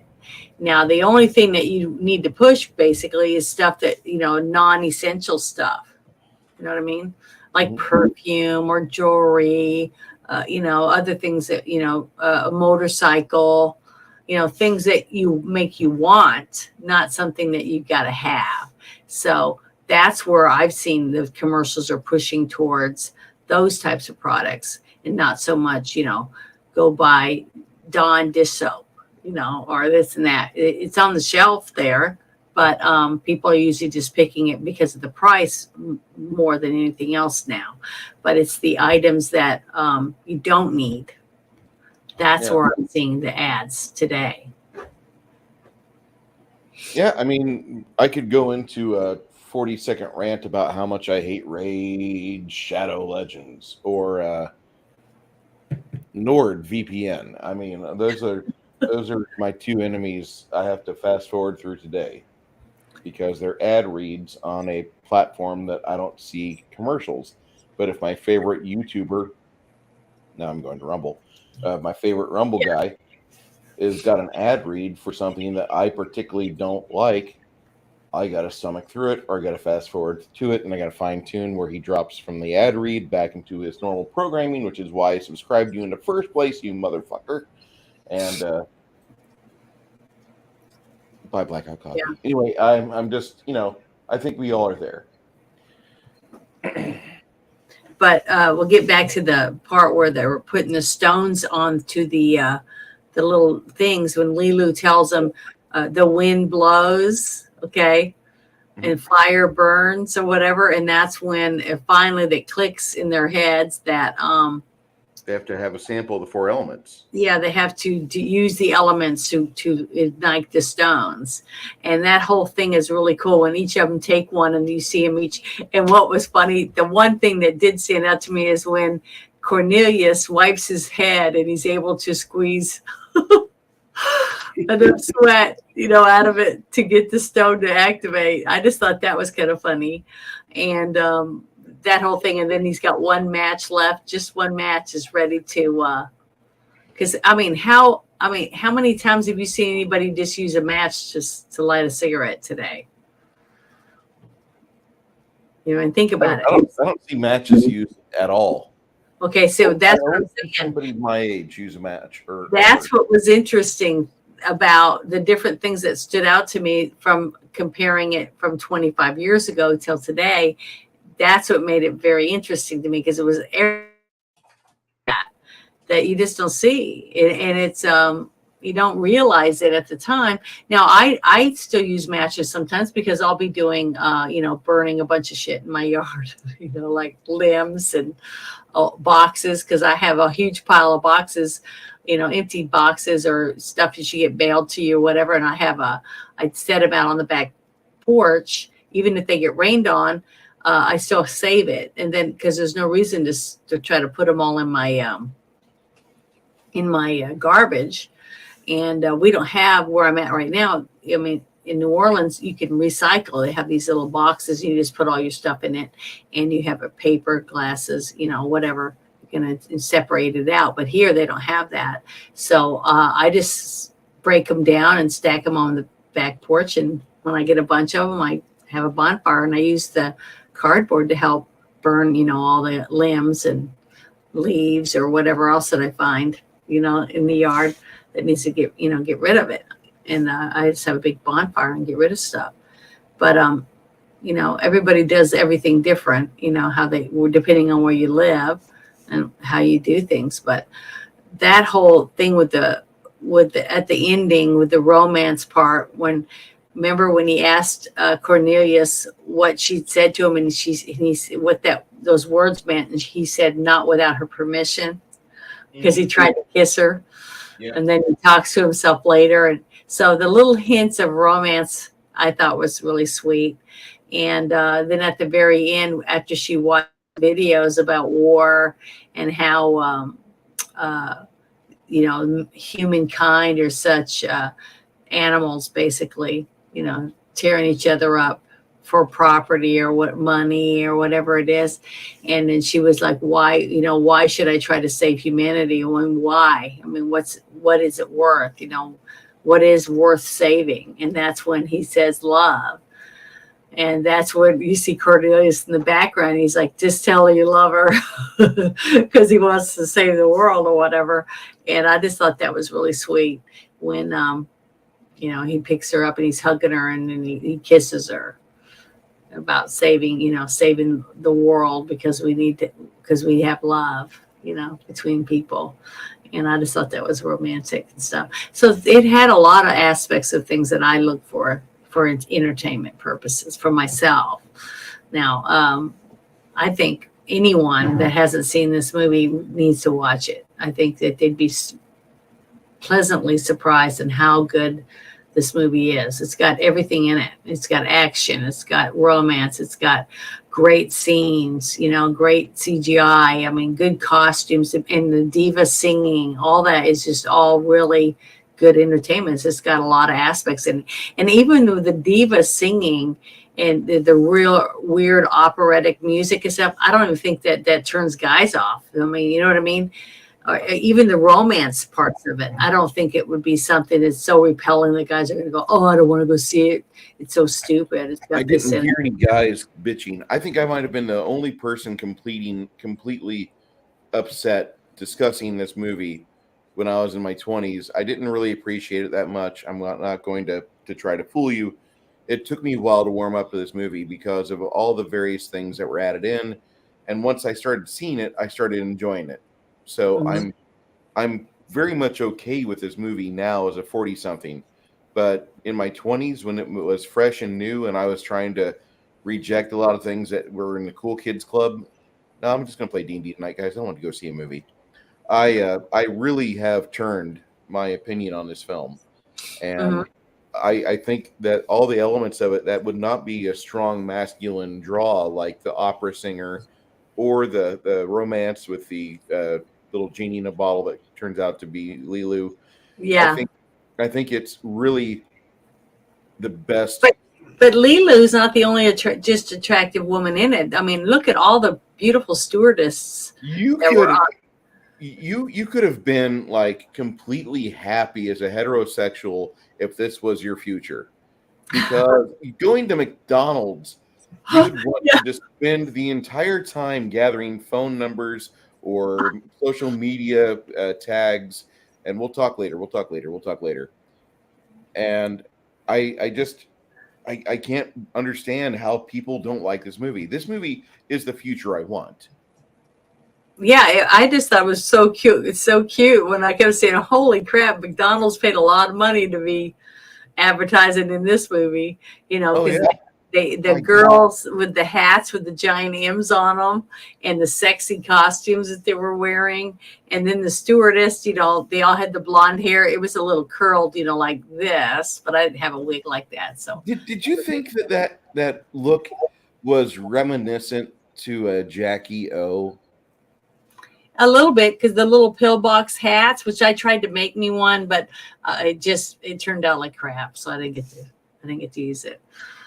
And plus they couldn't get the glue to dry fast enough, so it's like, damn. Oh well, it was kind of cute. But yeah, they're like, there was a lot of throwbacks to the '60s. I thought, with the bright colors and reminded me of the '70s, and then Some of the hairstyles looked very pop, like Andy Warhol type stuff. There was a lot of mixtures of genres, but I don't think that was simply from the writer. I think a lot of that is to do with the prop master. The prop master looks at different things and what he feels or she feels would, stand out, just like the Divas costume and stuff like that. It's what they come up with to fill in whatever the picture is in the director's mind that comes to life when he reads the script. So they'll bring different concepts to him and he'll look and say, oh, I like that. Let's try that one. That type of thing. So I just thought they did a really good job. And, so I was trying to dress like, a sexy stewardess, but I thought the stewardess. Nobody's complaining about how you dress. Ever. No, I know, but I'm just saying the stewardess were adorable when Ruby Rod came on their ship and everything. I just thought it was just so cute. Like I was talking about the one scene where the boots come up, in the curtains and then they go back down again. I just thought it was great. I just loved him. I would hang out with him. He just seemed like he was a lot of fun, especially when he's interacting with Bruce Willis and he's like, yes, so boring. And it was just good. I just thought it was great. His character wise, but he helped too. He helped save the world. So at the end, when they were able to get all the stones to come to life, I thought that was great. So I love that part of the movie. Hey, grumpy old ninja. Yeah, this movie is just it's a blast from the past, but it feels like it's 1997 special effects for 99% of the film, and it's got a very 70s-esque or 1969 feel to it. Very much a very vivid, colorful, impactful, and I'm not talking about 1970s or late 60s dystopian sci-fi. I mean, kind of like coming off of the highs of the 50s sci-fi from the books, from all of that, from things like We Can Remember It For You, Wholesale, or The Moon is a Harsh Mistress, and it just feels like it's got that vivid ideas, those just impactful, powerful ideas packed in this movie, and it doesn't really feel like it's got age behind it. It doesn't feel like it's from a generation. Yeah. It's completely got it. It's science fiction. That I don't have any better way to say it. I mean, it is the world of what if, and fuck, we're not going to have that if we keep letting people make contracts with private companies to destroy private industries like what Ford did with the fucking Biden administration. Thank you, Douche McFadden, for telling me that. That fucking pisses me off. Yep. $8 billion to not have your cars have a AM radio in it because you're silencing Christian and conservative voices. I hope nobody that likes Ford, if you like Ford, I hope you stop buying it. Yeah, I really do. It's just the same thing. Everything that you read or you research and you find out about it, it's only if you can find the research. You know what I mean? Yeah. If the government takes all the books and changes them, that means in 20 years from now, all the kids reading them in school or in the libraries, that's the only truth they're going to know. See, that's why it's important that we do go out and buy old books, go buy books and have them somewhere, store them. That's why I thought the Book of Eli movie was so good, because the whole concept of that was to save the past from disappearing. I'm sorry. About the cough. So the legacy this movie has. Well, first off, it opened up the ability for Luc Besson to do the movie based on Valerian, which we will be watching at some point. This movie, as much as I want to talk about the legacy of it, it only lasted for maybe a couple years. There were some PlayStation games that were good, almost hard sci-fi with Bruce Willis as your alter ego. but they weren't really talked about that much.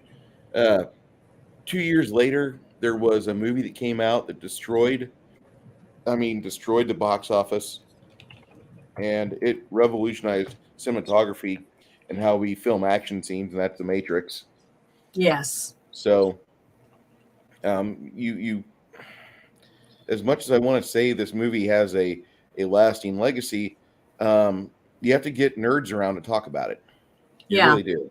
Mm-hmm. But I'll just go through the something here that I think is kind of important.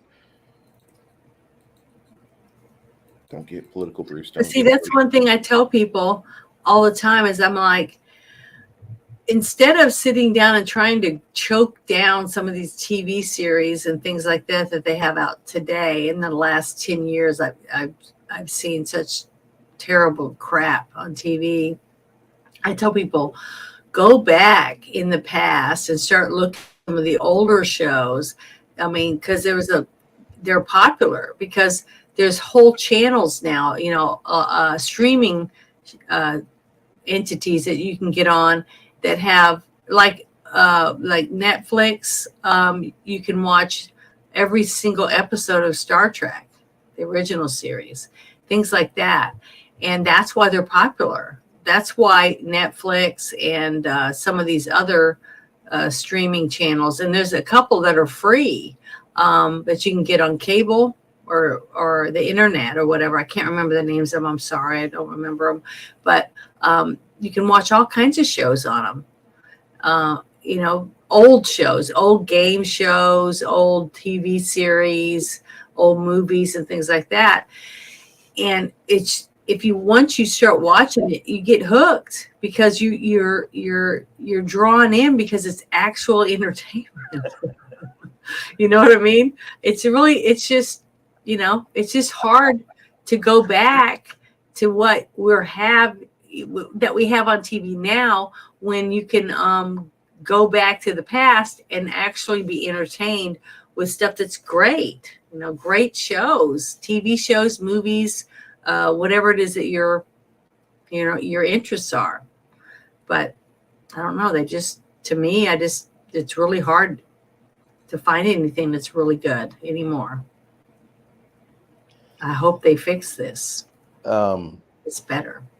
But what I was going to say real quick was a lot of 60s type things, a few things from the 70s with the colors and things like that.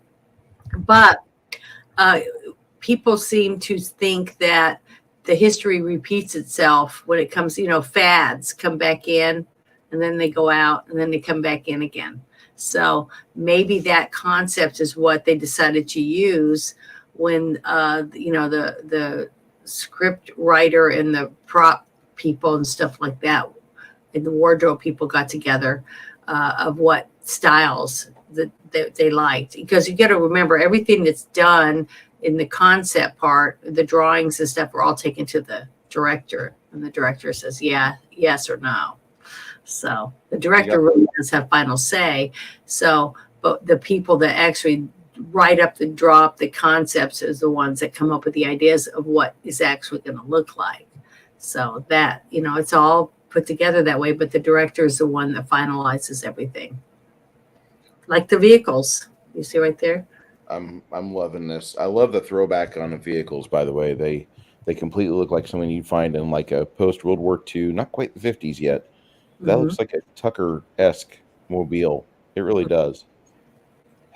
Yeah, I just thought they were phenomenal.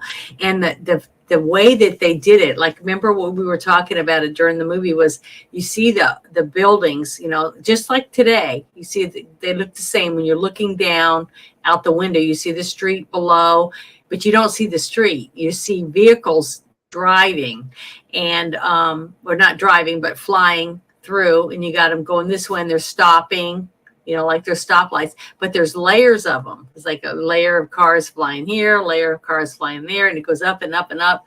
And I just thought that was just really, really ingenious. It just looked futuristic to me. I could vision it that way. You know what I mean?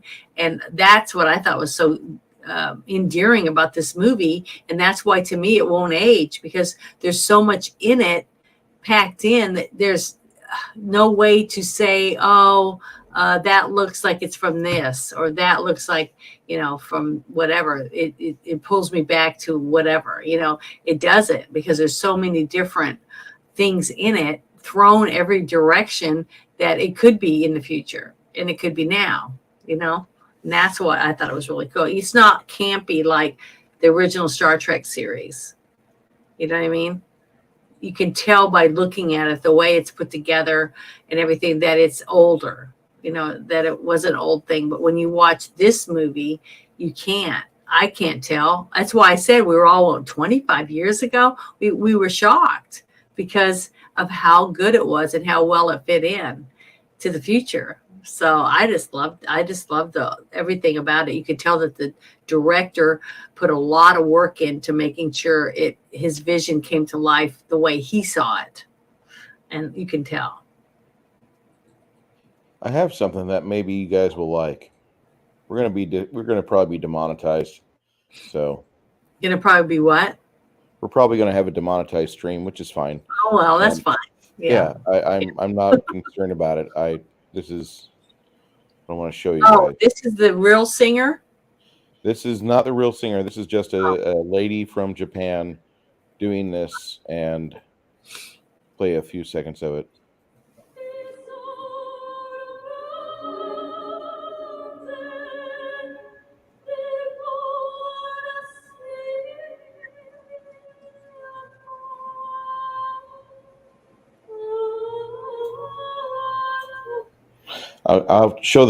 I'll get the link in chat because I want you guys to be able to see this in its entirety. Mm-hmm. I think if you like the diva dance, I think you're going to be kind of blown away. She does a impressive, like 9 or 10 out of 10 for this. It's not something that you're going to see too often, and I hope you guys you make some time, put it in. There's the chat right there. Yeah, Tubi. Yeah, that was one of the ones I was trying to remember the name of it. Is one of the ones I'm talking about. They have old shows on there, and you can watch them, and it's entertainment, and a lot of people like it, because it has decent stuff on it, stuff that people want to watch. And you can watch it over and over again. I know a lot of people that like to watch, NCA, because it's a good, well-made show with good entertainment, entertaining stories, and good actors. So if you make a good show, and it's how many seasons go by, then it's a good show. But if someone says, hey, you want to watch this show? Came out like 5 years ago, and you'll say, okay, well, how many episodes? Oh, it was like 12 episodes, and it's 2 seasons. You're gonna say, nah, it's all right, because it didn't make it because it was probably shit. But now a lot of people could say that about that TV show about the Wild West Starship guys. I can't remember the name of it right this second. Firefly? Yeah, Firefly. It was phenomenal, but for some reason they couldn't get anybody to want to keep them on the air. So I don't understand that, because it was a well-made show. I thought we can talk about that one of these days. Mm-hmm. I'll be more than happy to talk about what I know about Firefly, because I used to have a lot of Firefly stuff, and I can pretty much tell you that it wasn't Whedon. Whedon didn't fuck that up. It was actually Fox that completely fucking sank it, and they didn't know what to do with it. Not the first time Fox has fucked up something, by the way. Mm-hmm. I can believe that. And then Universal, the one that picked up the movie, and it was kind of like they wanted to make sure that there was no pre-scene in that movie. There was nothing before the Universal logo, just to show that Whedon had moved on from Fox, and he's like, "Fuck you! You had gold, and you pissed it away, and gave it to the Sows. Fuck you." And I thought that was so cool when they had the lead actor from Firefly that came on the show for Big Bang Theory. That's another thing I loved about Big Bang Theory. They had lots of nerd actors that were in nerd shows on their show, and I thought that was a really good concept because it brought nerds to the limelight. It's cool to be a nerd, and I still think it's cool to be a nerd now when it wasn't before. You know what I mean? Well, one of the reasons why I want to say that, like, you're going to have people come and watch this stream and discuss this is because this is a part of Hollywood when Hollywood wasn't trying to downgrade and besmirch the audience. They weren't trying to punch you in the face and tell you you're a terrible pig. Give me your $20 so you can have a seat in this movie. They weren't doing that. You had a movie that was loved by the people that were making it, and they wanted to make the best product they could make. You had a guy that believed in a project for 20 years before he finally got a chance to make it become real. Yeah, that's what I'm talking about. And this film has its group of fans, and people are going to just, they're wanting. We do want echo chambers. A lot of people really do. A lot of people will want to listen to critical statements about something, but generally you don't want to hang out with people that don't value the things you value. You want to hang out with people that are kind of on your team.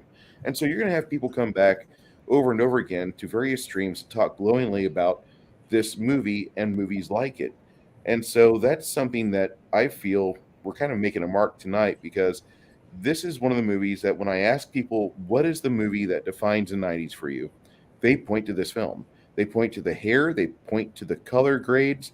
They point to the way that the special effects are done, because it's a almost perfect blend of miniature work and CGI. And then at the end of the movie, at the end of 2 hours and 5 minutes, you're there. And if you were like me, you stood up at the end of the movie and clapped, because that's just what we do. Yeah. Maybe that's a standard tokenization of white people that could go away for some people. But if I go watch a movie in the theater and I enjoy the shit out of it, if I think the movie hits on all the cylinders, I'm going to stand up and clap. At the end of the film, saw Deadpool. We all did that. Yeah. So, I mean, and it wasn't just me. There was, not every single person, but half the people in the audience stood up and clapped at the end. Same thing with Top Gun. Okay, this newest one, Top Gun Maverick. Top Gun was amazing. I know, but people were standing up and clapping. I don't know. It's just that you think that with the way things are going, that they would want make the people stand up and clap, on their own. They're not guns aren't being pointed at us to make us do it. We're doing it because we're impressed. Thank you so much for giving us entertainment. Value for our dollar, Yeah. So I don't know. I don't know.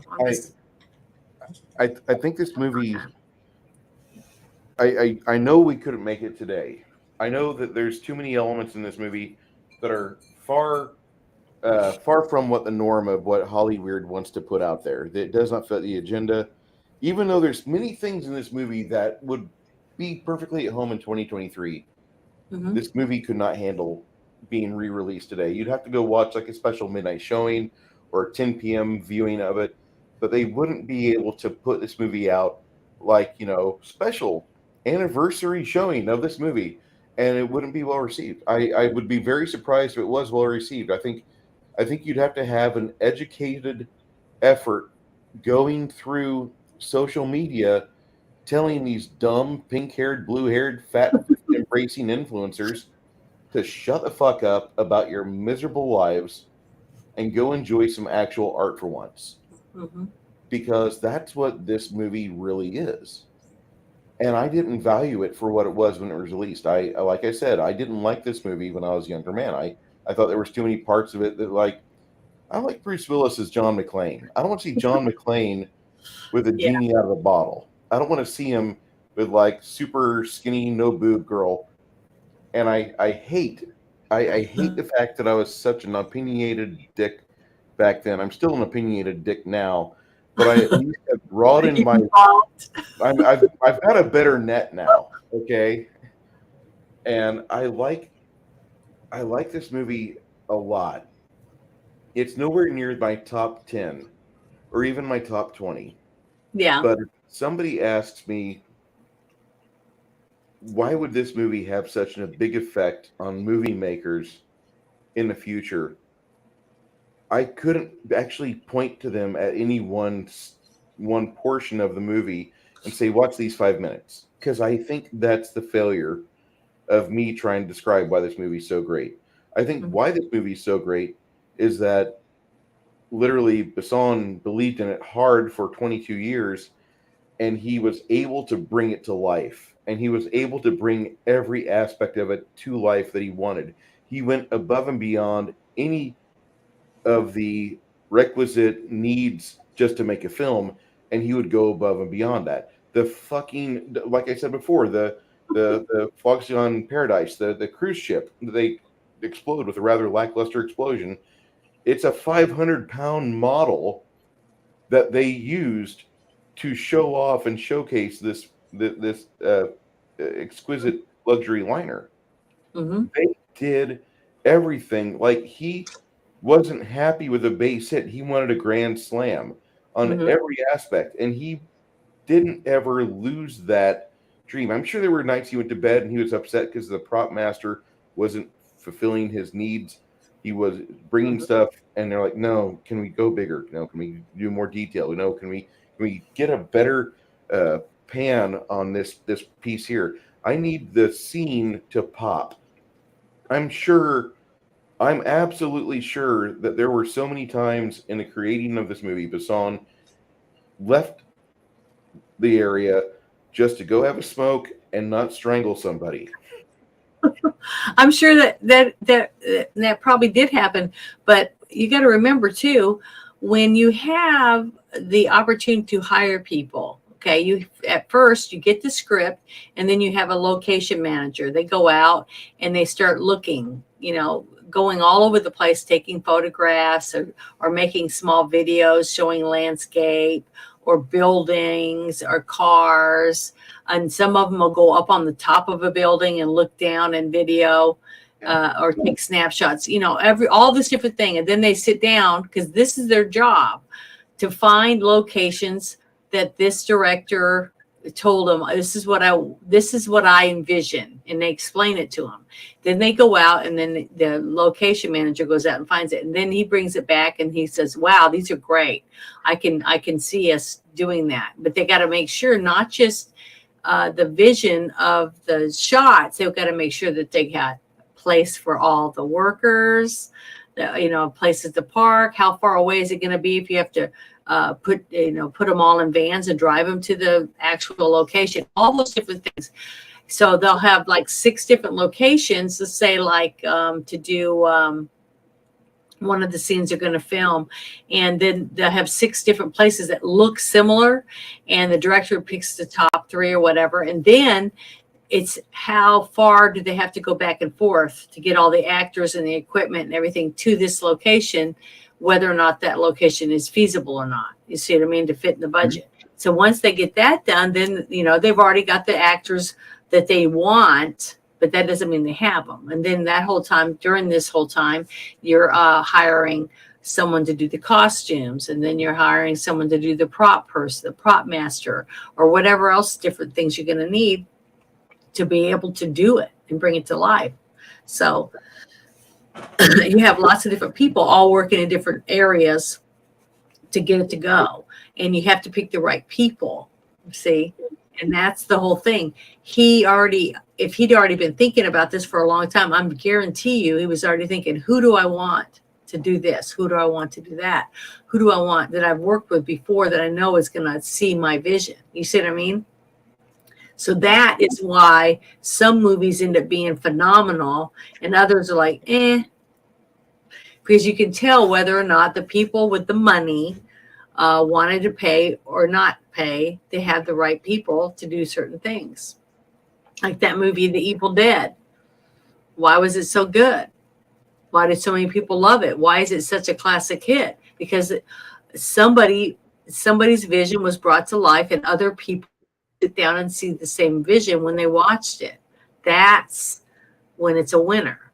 When, you know, and it doesn't have to just be a classical movie. It can be, you know, a horror movie or anything else. If everyone is able to envision the same thing that the director is trying to bring to life, it's going to be a hit.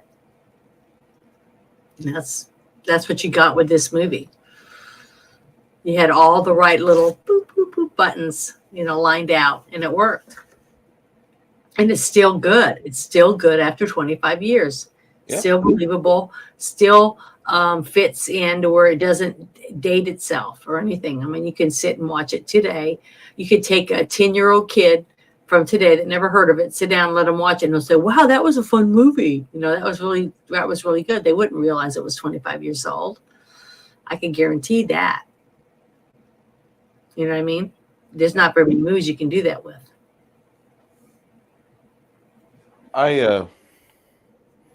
If you were to rate this movie on a 1 to 10, what's your rating for it?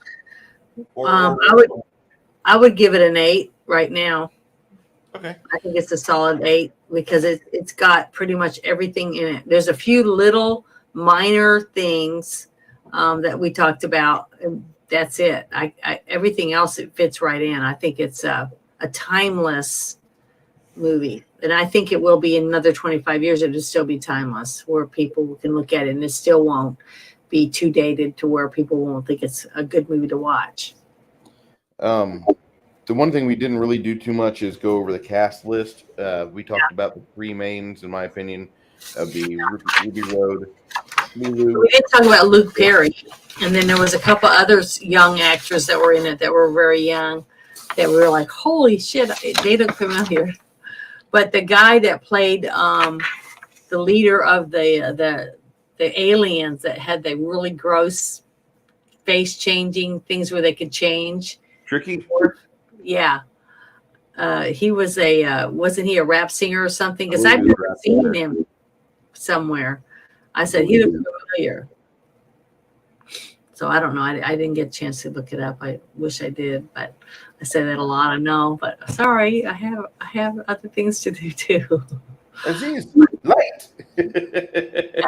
Life. But yeah, there was quite a few people that stood out that, you know, that I go, I've seen them before. Now, the one guy that I still cannot put him in anything else was the guy that played the Amadeus looking guy. You know, he was deaf or whatever, that character. Yes.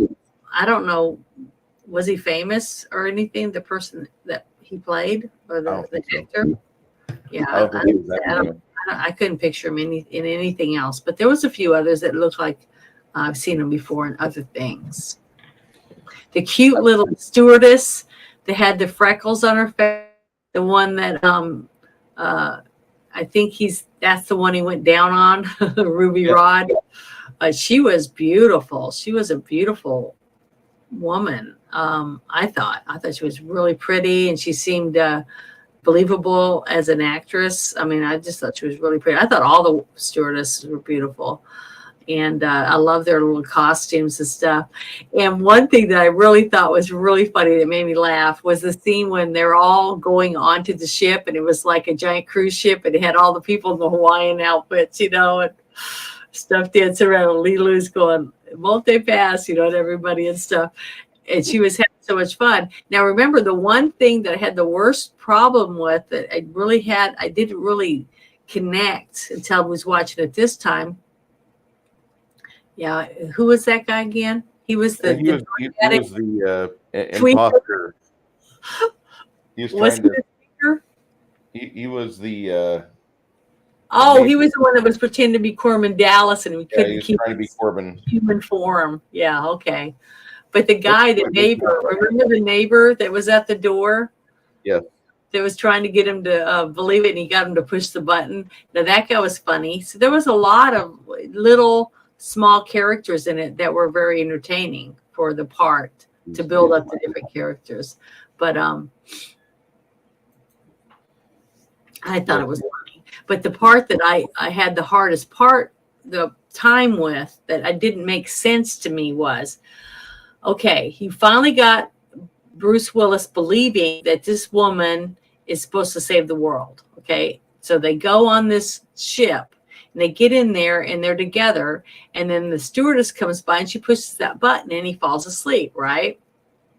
Lilu doesn't. She's watching these videos and things like that. Then he wakes up and Lilu's not there.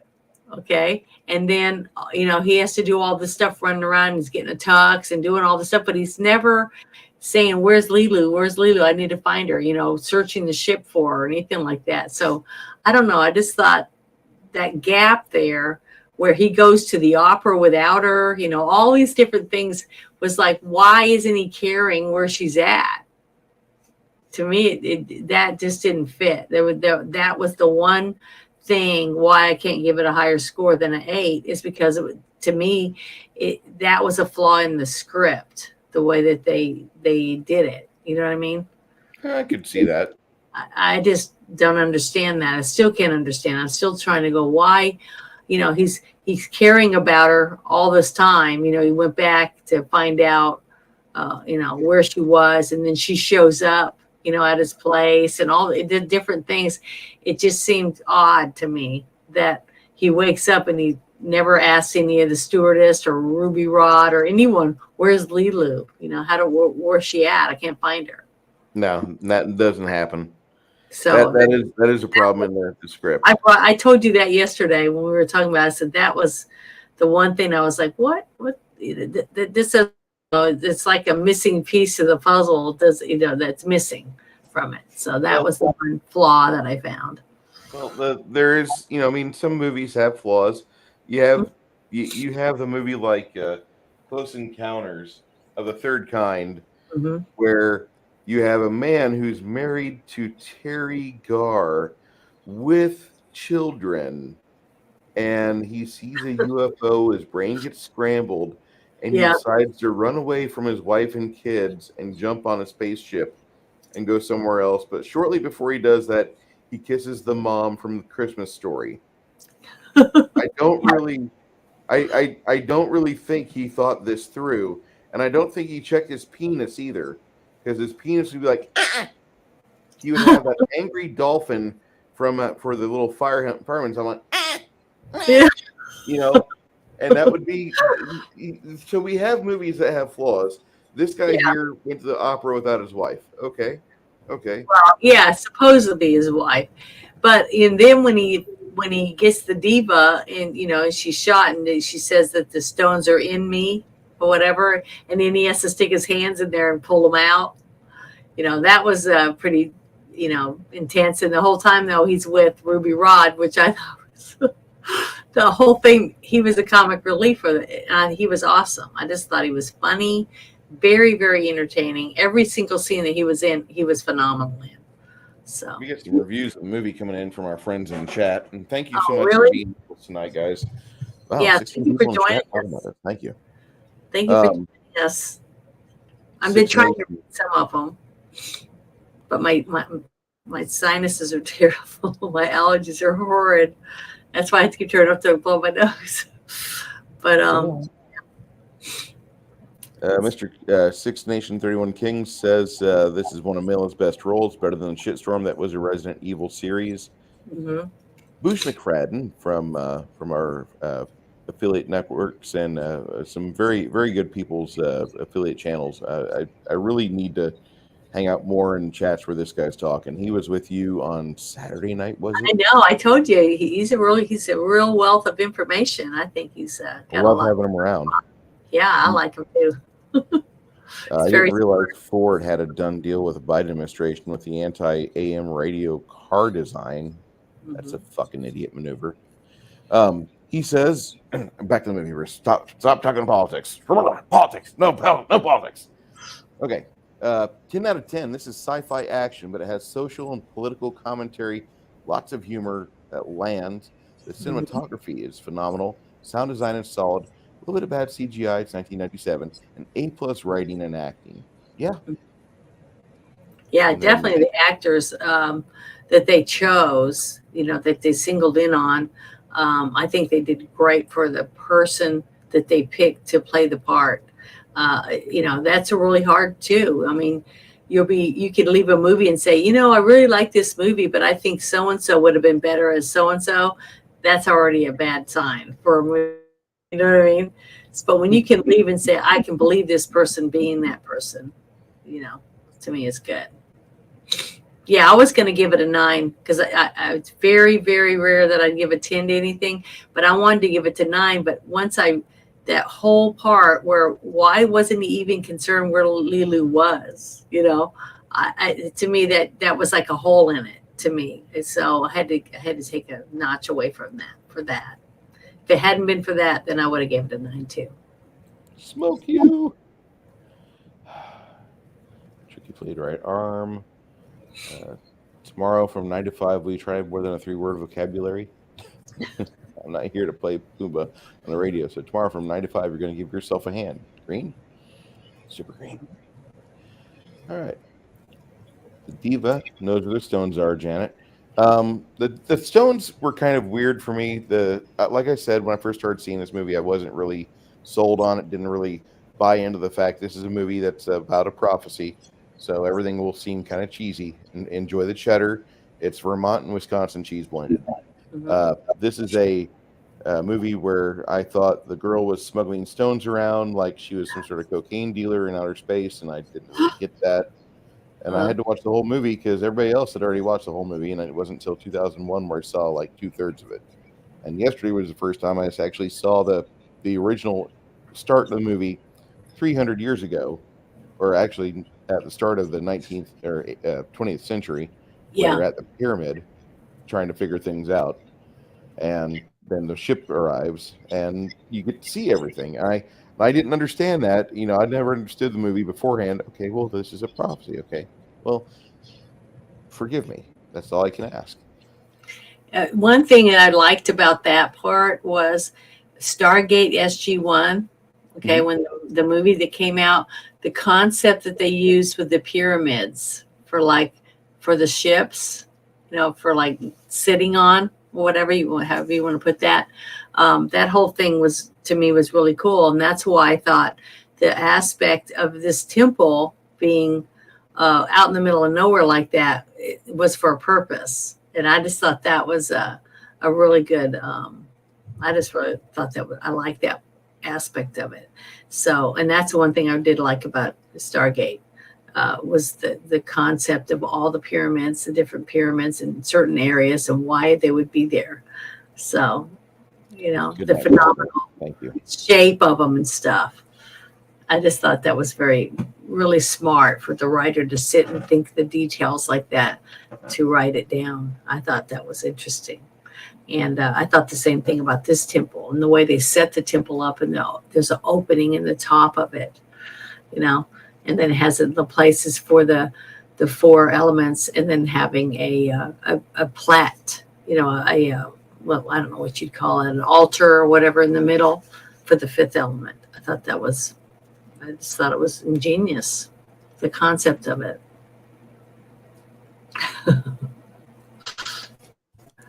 Matches are fun.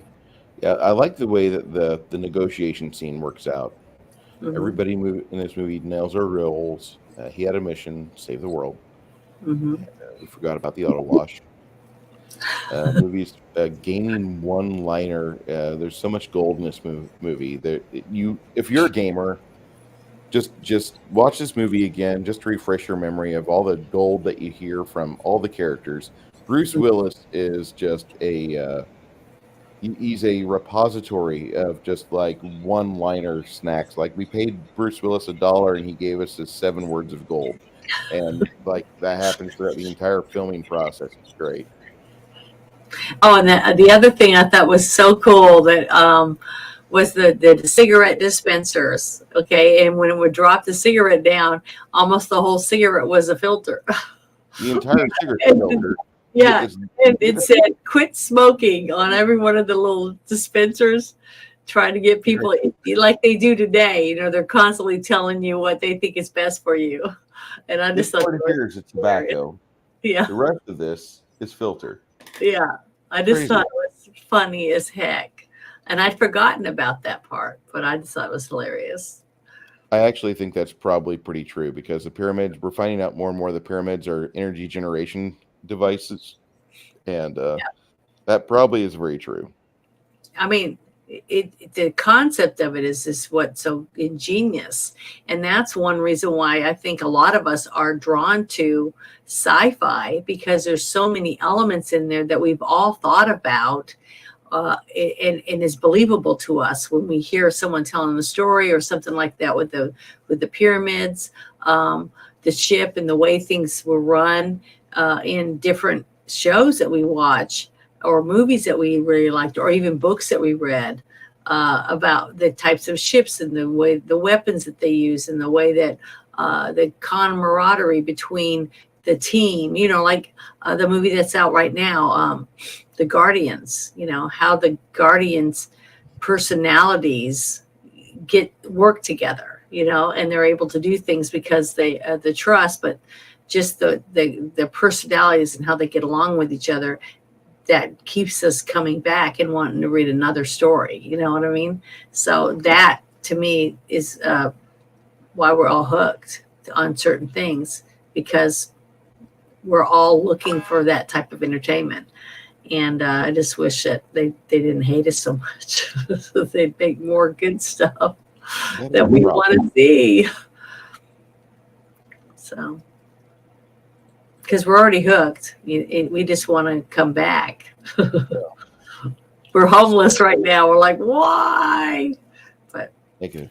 I mean, he pops. Yeah, I like that. I remember that. It's one of the best lines in the whole movie.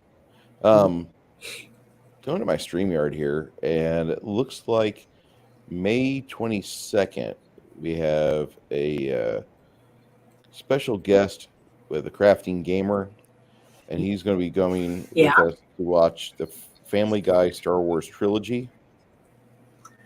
I saw that earlier. I saw something in the chat that said something about, are we going to watch it in Discord so that some other people can come?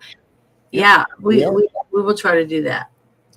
I'll have links set up in both Janet's and my Discords as we get closer to that day, just so we don't have alphabet people trying to say, oh, we're pilfering and stealing intellectual property. Well, no, we're not. We're having a watch party. That's what we do. I want to do that. I really do. I want to have people enjoy this. Yeah, I think so too, because I've never seen it. So I'm excited about getting to watch it. It's a laugh fest. Grandfather said it never rains every day. I bet you lunch. Okay, you're fine. I'll have to turn my mic off because I'm really bad about talking out loud during the movie and stuff. And that's why a lot of people like Sandy. Now, Sandy goes to the movies with me a lot, and we both do it. So it's like, it's no big deal because we're both going, during the movie to each other. Oh, do you see that? What do you think about that? During the movie. And a lot of people hate it. So, I'm just warning people. So I'll make sure I try to remember to mute my mic when we do it in Discord, because I'll do the same thing. So we've got, I guess my rating. This movie for me is a 83 out of 100, 8.3 out of 10. I think this is a fantastic movie. It's one of the better films that we've had in the last, since I've been born. Is it like I said, top tier or top 20 movie? No, it's not. Is it a fun movie? Absolutely, yes. Yes. And I really think that this is like one of those films that you see. Unguard the Strawberry shirt for the win. Okay. This is one of those films that you watch with your family when you're a young man. Or this is a film that you take your date to and you just enjoy your time with.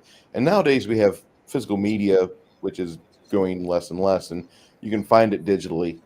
Mm-hmm. If you don't mind YouTube, they have it available for free. And I think this is probably one of the better movies that's available from YouTube right now, because they usually have like a list of really bad Bruce Willis, Nick Cage movies that you can choose from to bore yourself with. I'm still not seeing any chance of us doing a Willy's Wonderland discussion. Although whenever I do see that available, I will badger Janet so we can. Oh, I didn't even watch the whole thing. You gotta remember, I only watched some of it, and then I said, "Oh my God, this is terrible. I'm not watching it anymore." It's really not a bad. It's a shitty movie. It's a horrible film. Yeah, it's horrid. Yeah. It's one of those movies you want to run out screaming. Not just walking out or falling asleep during. If I fell asleep during, at least I could have got a good night's sleep. But I mean, it was a movie I actually wanted to get up and leave to get out because it was just so bad. It was really bad. Mm-hmm. Yeah, this is a lot of people's favorite sci-fi film of all time. You get away from people One of my that favorite sci-fi movies. Galaxy Quest is like way up at the top, but this is a we'll discuss this later because there's a lot of various sci-fi movies that I consider are like just in this tier of great movies, and I feel the same way. This is a good one. This is a good movie. Very good, well-rounded. It's got, just like I said, it's got almost every single thing you need in it for entertainment. For me, there's 2 Star Wars movies out of all the Star Wars movies that are better than this movie. Mm-hmm. But there's also like 8 or 9 or however many other Star Wars movies that are stinking turds much worse than this movie. And I stopped watching Star Wars films after 2015 because the outrage clicks and the outrage from nerds upset that their world that they thought was Star Wars, which Disney doesn't agree with, has been changed and been upset. So it's more entertaining to watch these people rail against Star Wars. Like, I used to watch Jessie Millstone, the mindless entertainment girl, and I used to watch some others because they were so anti Last Jedi. That's what started the entire movement of the Geeks and Gamers phenomenon that happened across the alt-right portion of YouTube, which is great. And I think that actually gave us a voice, gave everybody I know a voice. And we started talking about how good movies are. That was me and Janet's entire discussion. Was our mission was to have a discussion night where we would talk about movies that were good, and we didn't have to have like the best movies out there.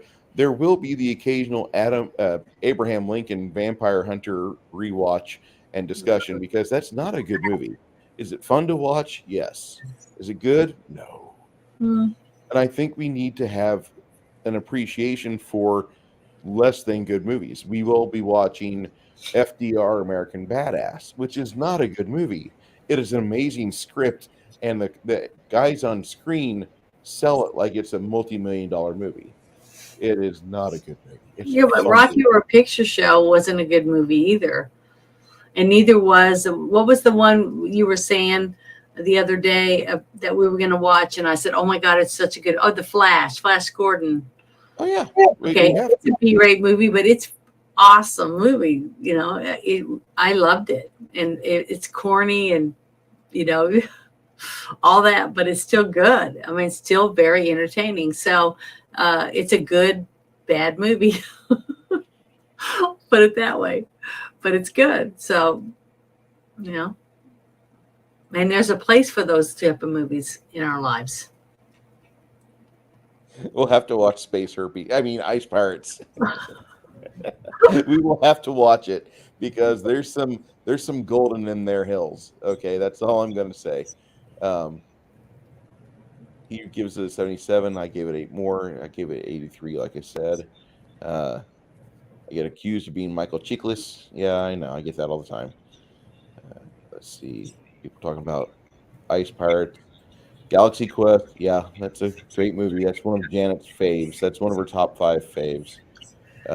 It's really good. And the thing is, it has the same stuff. It has romance. It has comedy. It has, more serious, stuff in it. It's a well-rounded, sci-fi movie, so it has all the elements that it needs. It's just that it's just the story's different. It's a different story with different people in it, and whether the story's a little better is, depending on the person. It's down to the person watching it, not the actual overall story, because both the stories are really good. The acting was really good. The music was good. CG was good. It's got all the same stuff. It's just that I like the story about, in Galaxy Quest a little better than I liked this one. There's some people that are going to rate this higher than Galaxy Quest. Some Well, yeah. rate it lower. But that's what I'm saying. I'm just telling you where I put it. That's all. My childhood icon, my childhood hero is in chat, Mr. George Lucas. Thank you, sir, for joining us tonight. Fifth Element's not economy, has comedic aspects. Their chat's blown up, by the way. Star Wars is dead. It died when Lucas and George sold it. I won't touch any of their stuff. I will not forgive or forget their sin. George Lucas called Disney themselves white slavers, and I think we need to remember that. Mm-hmm. Tony Shalhoub, alien tentacle fetish is quite entertaining in Galaxy Quest. Yeah, it is. And she was a cutie pie, the actress that he ended up with. Oh, I love Mindy. She was gorgeous. And she's still hot today. Mm-hmm. She was very pretty. She's that's all I'm going to say. Flight of the Navigator is one of my favorite films from '86, mainly for the fact that I wanted to be in a UFO and tour the United States with Pee Wee Herman. And I completely bought into that movie, thinking that that would eventually happen, and dreaming about that, having stupid little boy dreams about getting in a UFO one day and just touring and having a road buddy like that. Mm-hmm. Never quite happened, but I've been on plenty of road trips ever since then. They did follow the interstate. Yeah. Flash Gordon. Yeah, that's a good movie. There are so many good movies out there. That's why I told Bruce, I said, we're never going to run out. We could do this every single day till the day we die, and we'll never run out of movies because there's so many good ones. There really is. It's just that other people don't know about them yet.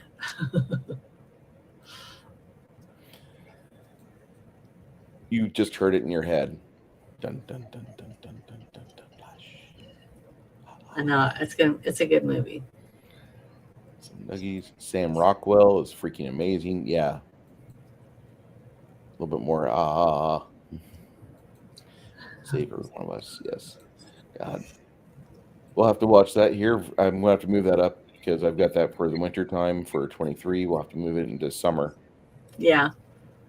I watched The Black Hole again not long ago, and that's really not a bad movie, but if you can't look at that movie like it was made in 79, you have to look at it like it was made in 56 and then stored in a desk next to Walt Disney or Walt Disney's cryo chamber. They tested it out, then they brought it out and put Walt Disney in when he died, and we got the movie released.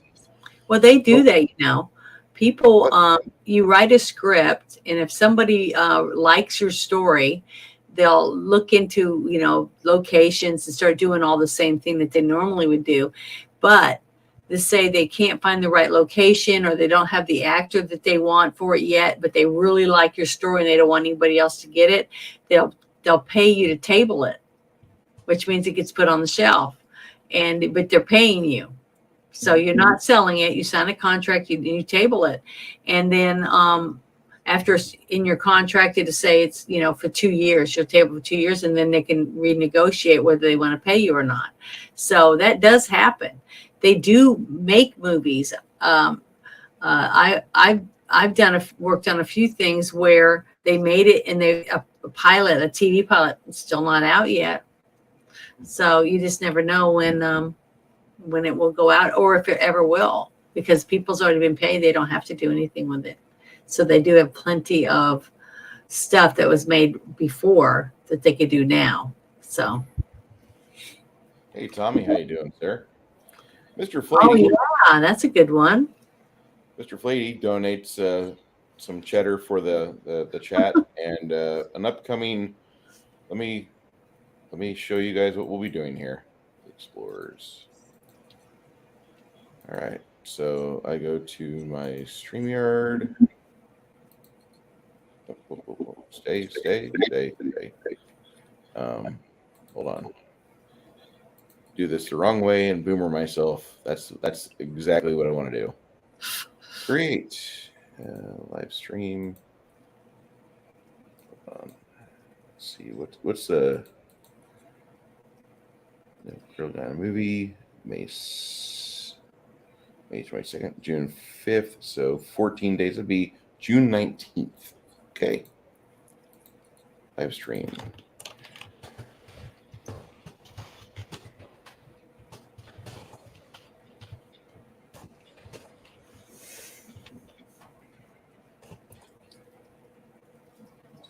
Later, we'll get the rest of this uploaded as we hit the month of June. Let's see, 15.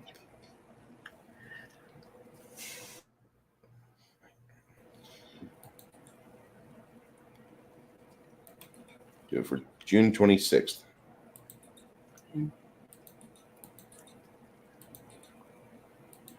All right. We got the bones set up for that skeleton, and we will be getting everything set up after that. This is a nerdy kid movie. It's got River Phoenix and Ethan Hawke when they were very, very young. This is the same year that Back to the Future came out. During that same year. There were 3 Spielberg movies that came out like right every season about that same time, and I think The Explorers came out before Back to the Future. Oh, thank you, sir. Yeah, that'd be fun. Yeah, that movie, the Black Hole, feels like it's an early 60s, late 50s sci-fi film, and I love that movie. It's not a good movie. It's a fun movie though. It was capitalizing or trying to capitalize on the sci-fi boom created by Mr. George Lucas, who is here with us in chat tonight. Yes, it was. We saw him. Well, he's in between. He's making small films for himself. I've seen this on video where he actually says this. I'm not going to be doing big films. I'm going to be doing small films for myself. I like that idea. You know, I have to write stories for myself because I know for a fact the stories I want to read, nobody else would really want to. That's what you can see. That's when you're wrong. Because I disagree. If you like it, someone else definitely is going to want to see it too. Uh-oh. Janet, how familiar are you with DS9 and Babylon 5?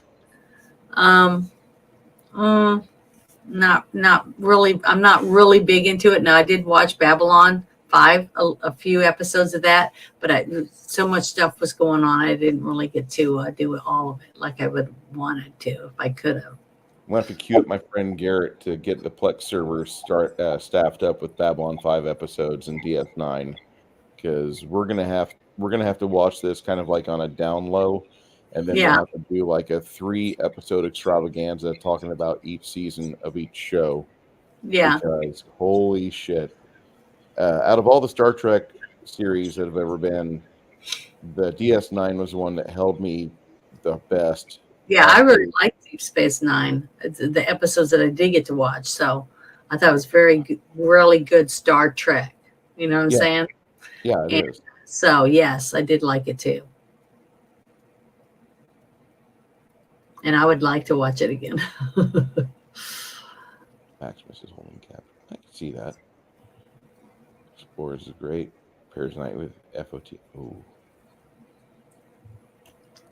Both shows. The shows are better in DS. The effects are better in DS9. Mm-hmm. Do I have a more tab open? Let me see. That is so much. I didn't even know much on there. I don't know how anybody could just spot it. That's a Felix comment. This is Wikipedia for Fifth Element. This is IMDb for Fifth Element. Here's my Tubi and StreamYard. I don't have any other tabs open. Lions. Oh, that was so good. That was a really good movie. But so Understandable. was the bridge to Terabithia. That was a good one too. Oh, I like Bridge of Terabithia. Mm-hmm. Okay, so next week, let me go back to my StreamYard real quick. And today is the 15th, so we're talking about the 22nd. For those of you that didn't hear before, we are going to be discussing the Family Guy Star Wars trilogy. We will have a watch party in Discord. We will get this to where we have it available so everybody can stop by and watch it. It'll be on a Sunday night, probably around 7 p.m. Central Standard Time. And I'll let people know where, if it's going to be Janet's or mine, might do a dual. Actually, I like it having everybody in one general area that way we can all talk to each other, chat with each other. There's chat options with Discord. Share popcorn. Yeah, I think that's going to be a lot of fun. And this is sponsored by Mr. The Crafting Gamer, and he will be with us on the 22nd of May discussing these 3 amazingly fun episodes. I want to thank everybody that's been here tonight for sharing your time with us. Yes. I don't know how else I could say it. This was more than what I expected. You guys were great. We had a lot of people in chat. Janet, thank you for getting out there on social media and talking about this. But this is fantastic, and yeah, Well, Fun as Navigator and the to all Explorer. of all of the people that are in the chat. Thanks to them for coming and wanting to listen to us and share their insight is what makes it successful, right? Mm-hmm. So it's all on them. We are thankful for you guys. Robert, because without you guys, we wouldn't have any reason to be here. we would be talking to ourselves, still enjoying ourselves, but I still do that. But I still talk to myself. But it's nice to have other people to talk to.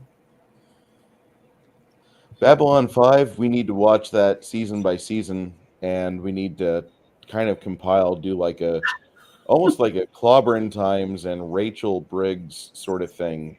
Mm-hmm. And Yeah, I love that on Saturday night. Their Star Trek. I wish my game didn't run so long, but my players want to play, so I give it. Yeah, because after we're done playing, I'm like, I'm dead. I just go to bed. I eat something and I'm like, oh, I'm just gonna lay down. I mean, last time was what, over 9 hours. That was a long stream. I didn't think we'd ever get finished. I just couldn't. I was barely able to stay awake for it because I got up at 4 that morning. So Do I need to send you some coffee? No, I have coffee. It's just that I got a rooster. He wakes you up. I could send you a rooster if you want one. I would love a rooster. I don't have anywhere to house him right now. Yeah, but your neighbors wouldn't like them. That's what I'm talking. That's what I'm talking about. And they don't just crow in the morning. They start crowing and they crow all day long. All day. Yes. You know what's good to have with a rooster? Guinea birds. I was gonna say dumplings. Oh, sorry, but yeah. Our friend Tommy was in chat. Bone has got a flag out there. If you guys are wanting to listen to more retro discussion, Tommy and the Guinea Pig Collective as an associate. I wish he was a friend of mine. We are on good terms, but I don't see him as often as I want. I'm sorry, and that's my fault just as much as his. But I'm going to tell you the reason why I like Tommy so much. He's he's a very good, stubborn guy. He's got a love for 80s toys. So if you want to talk about Diaclones, which are the G1 Transformers, if you want to talk about G.I. Joe stuff or Mask, if you want to listen to somebody talk about the old days, Tommy doesn't have the museum that Retro Blasting does, and I love Retro Blasting. That's out of all the toy channels, they're probably the ones that I go to the most whenever I'm going to stream, just like watch a marathon. They're great. But Tommy has a channel that he does all sorts of fun shit with retro toys, and he gets into deep discussion, deep dives on these, and he kind of goes a lot further than retro blasting or even Laura Legends, which those are 2 good toy channels if you're into toys. I recommend those 2. However, I know Tommy well enough to where I can talk to him and ask him how his day is going, and we will have a conversation. And if you get to know Tommy well enough, which I implore, I think you probably should, I would love it to see him get past 5 or 6,000 and be able to start thinking about what am I going to do with YouTube. I don't have to worry so much. I can have a live stream and I can generate some money to take care of a water bill or whatever is weighing on his mind. I would love that. Raise his flag a bit. He's a good guy. When you start listening to the things he talks about, his passionate items that he does care about, you're going to understand what I'm talking about. And if you're going to bitch at me for being a shill, that's fine. But I like what Tommy has to say. Mm-hmm. Thank you, Bone, for putting that out there. Sorry. Go ahead, Janet. With what? You want to lead us out? We're on our way out of here, by the way. Oh, we are? Okay. Well, Yeah, thank you, everybody, for coming. And Bruce will post the information for us for the watch party. So if you want to come join us. We did have a few people stop in and join us for just a few minutes while we were watching The Fifth Element. So, you know, I tried not to talk too much, but I do talk. But it was fun. So we'd like to have you guys come see us if you want. Bush McFadden, JP Petratus, Flady 1, Travis J, 1975, Shadow and Sun, Six Nations, 31 Kings, Bone, Earth, 17, 3D. Everybody that was here in chat tonight, thank you so much for making this a success. I really appreciate this. It's more than just a numbers game. I see you guys in the chat, and I see you just enjoying yourselves.